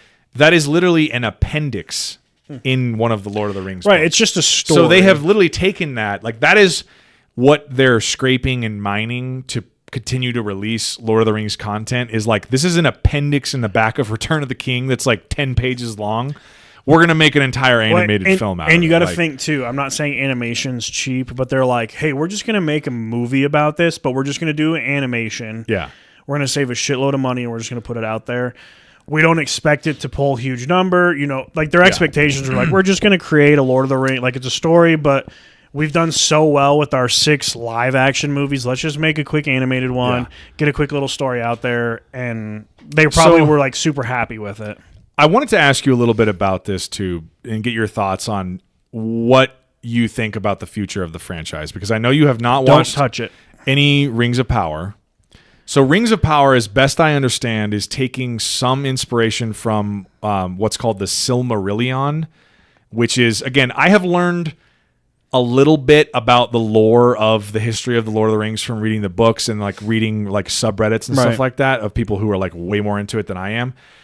The Silmarillion is a book that Tolkien, it was published by Tolkien, I think maybe even after his death, and it was like a collection of a bunch of auxiliary works that he had written down about like fleshing out Middle Earth and the history of it and all these different like species of groups of, you know, the Rings of Power is just Middle Earth. The Rings of Power is apparently taken in large part from stories from that. And I guess one thing I have learned is that like the history of Middle Earth is divided up into ages.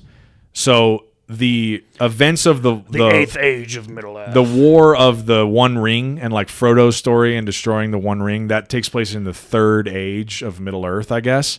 So after that, the end of that story begins the 4th age of Middle Earth. So like whatever happens post Return of the King, that's considered the 4th age. So Rings of Power draws on stuff that happened thousands of years prior to that in like the 2nd age, 1st or 2nd age. And this is like when the High Elves were still there, like Galadriel and Elrond were around.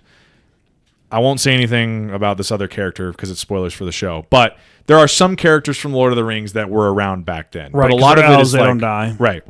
But a lot of it is like there are this group of beings called Harfoots, and they're essentially like early age hobbits. Like they're not really hobbits, but like they're the hobbits' ancestors kind of thing. Like they will go on to eventually found the Shire and all this kind of stuff. There's all of this history in there, but the Rings of Power is all about the forging of not only the One Ring, but the other Rings of Power. Like the 9 rings exist. for the men. Yeah. So you know how like at the beginning of the movie, if anyone's seen it, you know, they talk about... It's such a cool like opening. It's fucking... And I have it memorized too because I read the books. And it's just so cool. 3 rings for the elven kings under the sky. Yep. 7 for the dwarf lords in their halls of stone. Yep. 9 for mortal men doomed to die, and 1 ring to rule them all, made by the Dark Lord on his dark throne in the land of Mordor, where the shadows lie. To rule them all. So there's 20 rings in total, and the Rings of Power tells the story of the formation of these rings and how the 3 rings for the elves are untainted, but the ones that were given to dwarves and to men were all tainted with Sauron's evil. And it kind of goes into explaining how these rings were forged and how they came to be and how Sauron meddled in the creation of all of these. It's very, very interesting. And like, if you like Lord of the Rings, I recommend you check it out. I'll watch it at some point. It honestly is pretty cool, man. Like, there's some cool shit in it. I keep hearing that it's like, it's one of those shows that the first season's great, but now they're kind of bringing in like some of that like woke ideology. Like, I mean, I've seen clips of like a baby orc with like the dad being like, "Sorry, son, got to go try and kill Frodo today," and it's kind of like it's like shit like that. It's just like that's where Hollywood and I am at just a massive disconnect. I don't need to see shit like that. I want to be taken away from politics and all the bullshit in the world in a movie or a show. And when they bring stuff like that, that pushes me away. I'm not saying that's the whole show, but I've seen those clips and I'm just like, it makes me not want to watch it. So I would say, coming from someone who's seen it, and we just had this whole long conversation about how we love Lord of the Rings, you're going to like it. Yeah, I'm sure I'll like it. It's just that shit just like give it a shot. I would say under my skin. That sort of stuff that you're referencing comes from the fact that the studio making the Rings of Power is Amazon Prime Video Studios, which is this giant company. It's the same reason why anything that you see Marvel or Star Wars related, it's made by Disney. Disney's making stuff for the broad masses. They're making stuff to appeal to as many people from different cultures and backgrounds and religions and sexual orientations as humanly possible. So you're going to get some of that stuff in there. Yeah, like, I understand that, but it's also at the point where it's like they're forcing it. And like a lot of the shit that they force it in, you're just kind of like I won't get into it because I know it's a whole different discussion. But that's one thing that's like slowed me from watching Rings of Power, just because I know it's there and I'm like, I don't care to watch that. But it's like, I will say, eventually I will watch Like I started episode 1 because when Fellowship finished, it like jumped into a show and they show like a paper boat going down a river and I'm like, what is this? And I like kind of started watching it and I'm like, oh, I got a meeting, pause, and it was like, oh, Rings of Power, episode 1, season 1. I'm like, oh, I'll come back to this. And so I'll watch it at some point, but. So I think you'll like it because of kind of what I was talking about earlier about the things that I really like about these fantasy stories where they tease out stuff from history that has kind of fallen. It happened so long ago that it fell from legend into now myth, where like, you know, same thing for Game of Thrones, where like dragons haven't been around for so long. They're basically myths at this point. But then like Daenerys brings dragons into the world. But they say dragons haven't been around for so long, yet they've been around like 170 years. Yeah, like earlier. A couple hundred years, yeah. So, but for that kind of stuff, like you get to see, like at one point in the timeline of Middle-earth, Sauron was not the big bad. It was this guy named Morgoth. Big bad wolf. And Sauron was Morgoth's like lieutenant. And the elves eventually fought and destroyed Morgoth, and Sauron kind of takes over. But then Sauron is basically like, he's kind of like Loki from Nordic mythology, where he's like a trickster. So he'll use his dark magic and his powers to like manipulate other people to do his bidding for him. And that's kind of how the Rings of Power come into play, because he gets like betrayed by a guy who he thought worked for him and essentially killed, and then like through dark magic comes back, and he like through his like revenge pours all of this magic into all of these rings, and essentially the goal is to like corrupt the minds and hearts of every other being in Middle-earth and like rule everything. Right. That's essentially And so like it's interesting seeing like his relationship with Galadriel and Elrond and like a lot of that stuff. Like Celebrimbor is an elf who helped forge the rings, and he gets like tricked into. I won't say too much more because like I don't want to spoil the show for people who haven't seen it and for you too. But if you like Lord of the Rings, give it a shot. I think you'll enjoy it. Right. But then going back to probably your overall question. It's like Harry Potter. Don't touch it. What I was going to ask about. To go back to my question, I forgot I asked that. Yeah. No, just. I have heard, so there was obviously, since the Lord of the Rings trilogy, we had the Hobbit trilogy, and then the most recent thing was the Rings of Power show, and then obviously the most recent was this War of the Rohirrim animated movie, which like a lot of the negative discourse around it, like some of the behind the scenes drama that I read was that like the studios kind of rushed and pushed this animated movie out so that they could retain the rights, because something about the rights you have to like war off. You have to release something every so often, or else the rights will revert to the public domain and someone else can bid on them to get the rights to the story, whatever. So everyone was kind of like, well, that's kind of bullshit. You guys just rushed out this animated movie just to keep the rights. Hey, like, you knew the rights were going to expire in 20 years. You should have planned that out. So I think a lot of the fans were like, can you take your time next time and make something that's actually really good instead of just giving us this rushed product?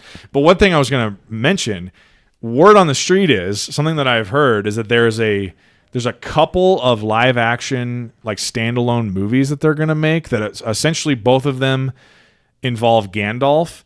And one of them is called The Hunt for Gollum. And I'm just guessing by context clues, it might be about, at the beginning of the Fellowship of the Ring. He goes, I've searched for the creature for Gollum years. And Aragorn searched for Gollum for a long time because the rumor Gandalf was that... and Aragorn. Yeah. Not Gollum. Gollum's searching for Gollum. Did I say Gollum? Like, looks in the mirror. He's like, I found him. They both start with G. I got confused. Gandalf and Aragorn have been searching for Gollum for a long time because the word was that he was the one who had the ring, or at least knew where it was. So they're like, hey, they're trying to find him before Mordor does, Right. before Sauron does. So I'm assuming a Hunt for Gollum movie will be about that, will be about Gandalf and Aragorn doing it.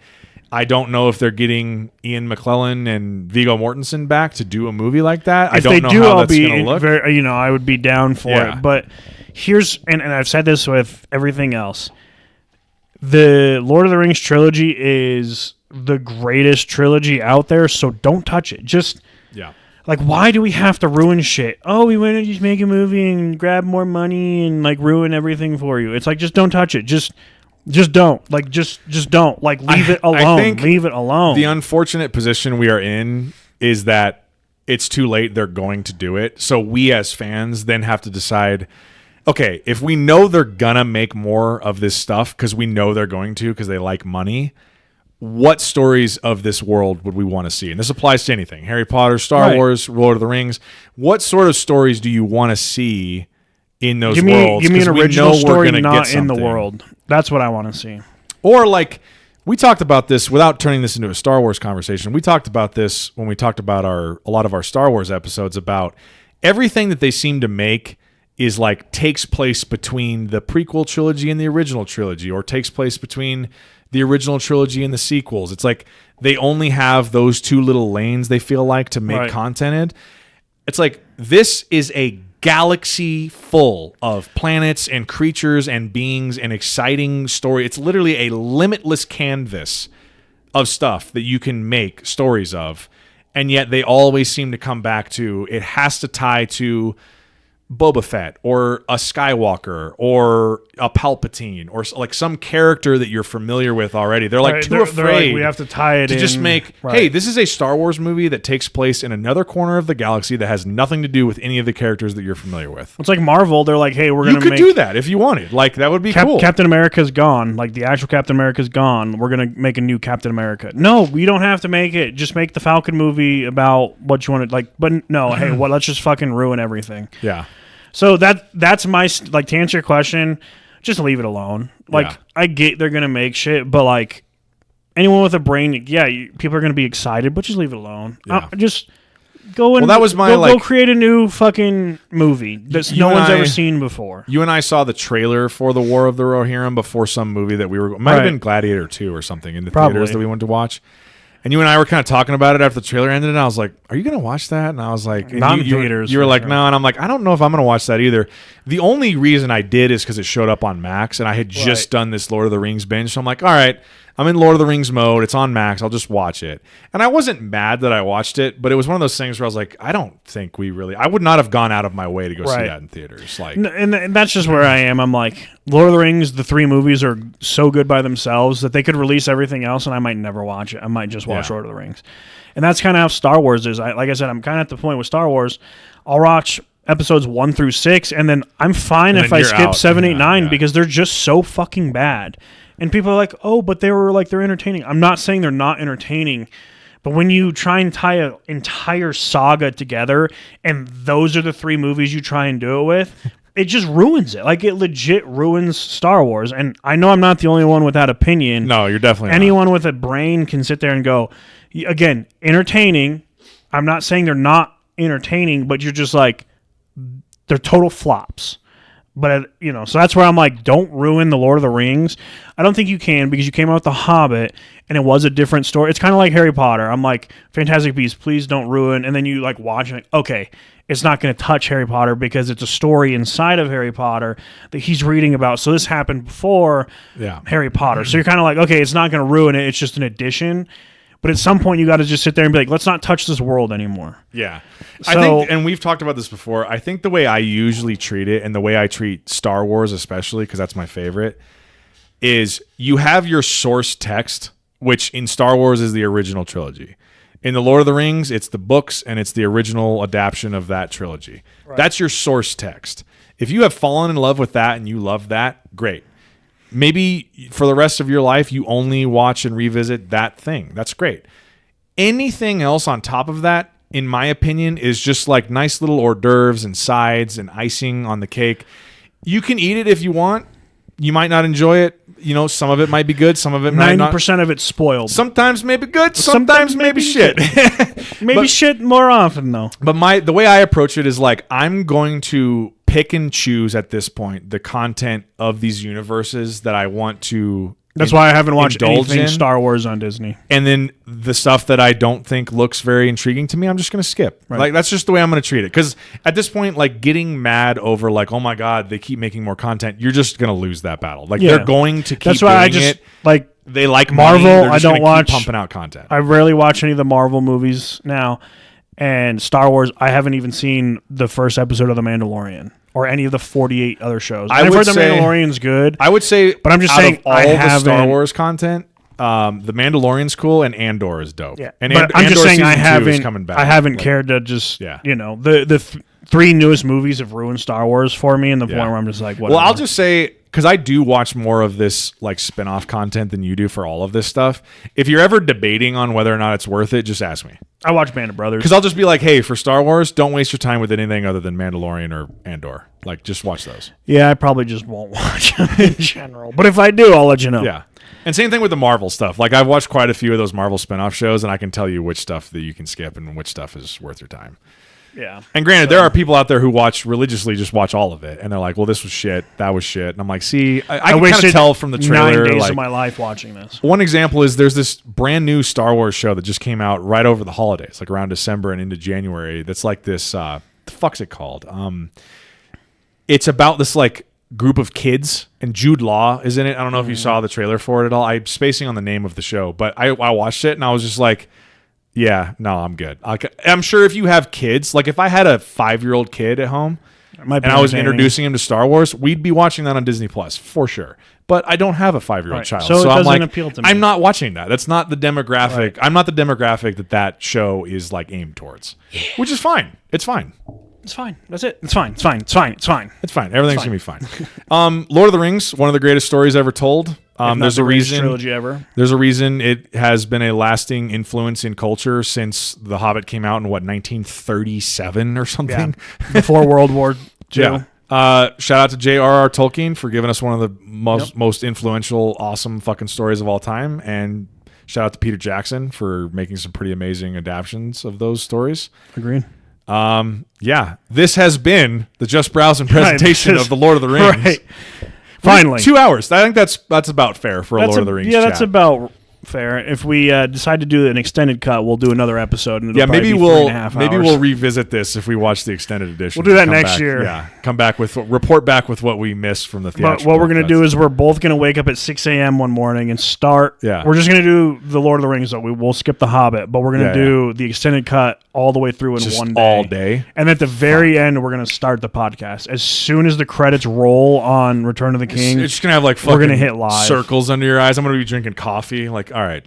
It's 6 a.m. We're like, all right. So we just finished. We just watched 18 straight hours of Lord of the Rings content. So we're going to attempt to do a podcast now. But no. Yeah. Lord of the Rings, greatest trilogy ever. Yeah, it's the shit, man. I'm glad we did this. It's been far too long for us to get around. I'm going to tell you what. Episode. For the few people that I know are in the stream right now, and the people that will listen to this, tune in to the next episode because it's going to be about dinosaurs and the fact that dinosaurs are not real. I can't. So we've been get ready. We've been Strap kind of in, waiting folks. to get to this one for a while, and I think we should crack open some beers for that one too. That'll be a fun one. This needs to be a Friday night or Saturday night episode where we can just like let the liquid flow, and because I was thinking about maybe we do a podcast tomorrow while we're playing poker, and then I was like, yeah, no, that's not a good idea. We're gonna film a lot of things that people can't have released in public. We don't want that on the internet. I was just like, yeah, we can crack some. But yeah, for the dinosaurs and for the one we want to do on dragons too, like I might bring some tequila in here and do a shot every once in a while and just sip on some beers. Every time get a little loose, every time you say dragons aren't real, you take a shot. It's like dinosaurs aren't real. It's like we haven't even falling out of the chair 15 minutes in. Yeah, that'll be a fun one. We're gonna have a lot of fun with that one. That'll be good. We might have some people on for. I think we talked to Caleb about coming on for that one. Let's see if we can get some guests on too, because that'll be just like literally a hey, come with your fucking weird conspiracy. It's just let's have fun and and talk about it. So those will be the next episodes. Will probably be dinosaurs first, and then because the dragons, there's a lot more to it than the dinosaur conspiracy. You're like way more plugged into this than I am. You're gonna be my teacher in this. I need to understand the dragons. What's going just on. More of like historical figures, right? Like. Okay. In Asian culture, dragons are present. In like ancient Mayan culture, dragons are present. Like stuff like that. Okay. So it's gonna just be the dragons will have a little more substance to it. Okay. But I also saw like an Instagram reel where they're like dinosaurs are fake, and so I need to see if I can find it again because I was like, okay, you know what? That's I'm gonna try and do a little research on what these conspiracies are because I need to just wrap my head around like what are the arguments. Yeah, and for those of you that are gonna sit there and be like, you're an idiot. It's the fun of the conspiracy. Dive in and believe it for just like 20 minutes. Like, the earth is flat. It's a great conspiracy. And you have people that are dedicating their lives to trying to figure out that the earth is flat. Yeah. And it's just like... To those people, I would argue... I mean, to the rest of us, that's pure entertainment. But to those people, I would argue, like, maybe find a hobby and go outside. But that's where I'm saying sometimes you got to just dive off the deep end and be like, I'm going just go full to believe it. Tinfoil hat. Right. On it. We should make tinfoil hats. We'll wear tinfoil hats and we'll drink while we're doing it. That'll be fun. Yeah, we might get more than one person in the stream. Tinfoil hats for sure. We got to do tinfoil hats. Yeah. I'm 100% ripping shots with tinfoil hats on. We just look like Joaquin Phoenix in Signs. Those will be our first YouTube shorts that we edit out. That's it. And that's going to be our breakthrough. Yep.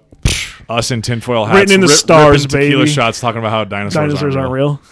And then people are going to be like, look at these idiots thinking dinosaurs aren't real. Fucking idiots. All right. But yeah, that'll be probably our next two episodes. Dinosaurs aren't real and dragons.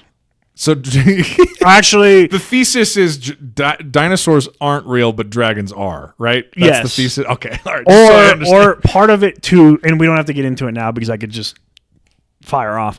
Part of it is that dinosaurs aren't real because they were already they're the dragons. So like what we think are dinosaurs are actually the dragons that lived with human beings at some point in time because. Like, you know, the biggest thing, and we can go, like, I don't need to get into it, but the biggest thing is... We just go another 2 hours. Right. Without any alcohol on us. The biggest thing is the dragon, like I said, how can a dragon have a culture in Asia and a culture in, like, South America when they didn't know each other existed for another 10,000 years? Yeah. So what people... Like, one of the theories is... That means dragons had to have been real because how would two sides of the world that didn't know each other existed have the same quote-unquote mythological creature if they didn't know that they actually existed? So that's part of the theory is they're like, humans at one point lived alongside either dinosaurs or dragons. And that's why they show up. But you don't see a painting of a T-Rex on a wall. You see a dragon on cave paintings or, you know... Okay. On walls and shit. I got some Googling to do. I got and some YouTube so that's what like speeds it up. I'm like, oh, dragons were real. And then I'm like, but dinosaurs were fake.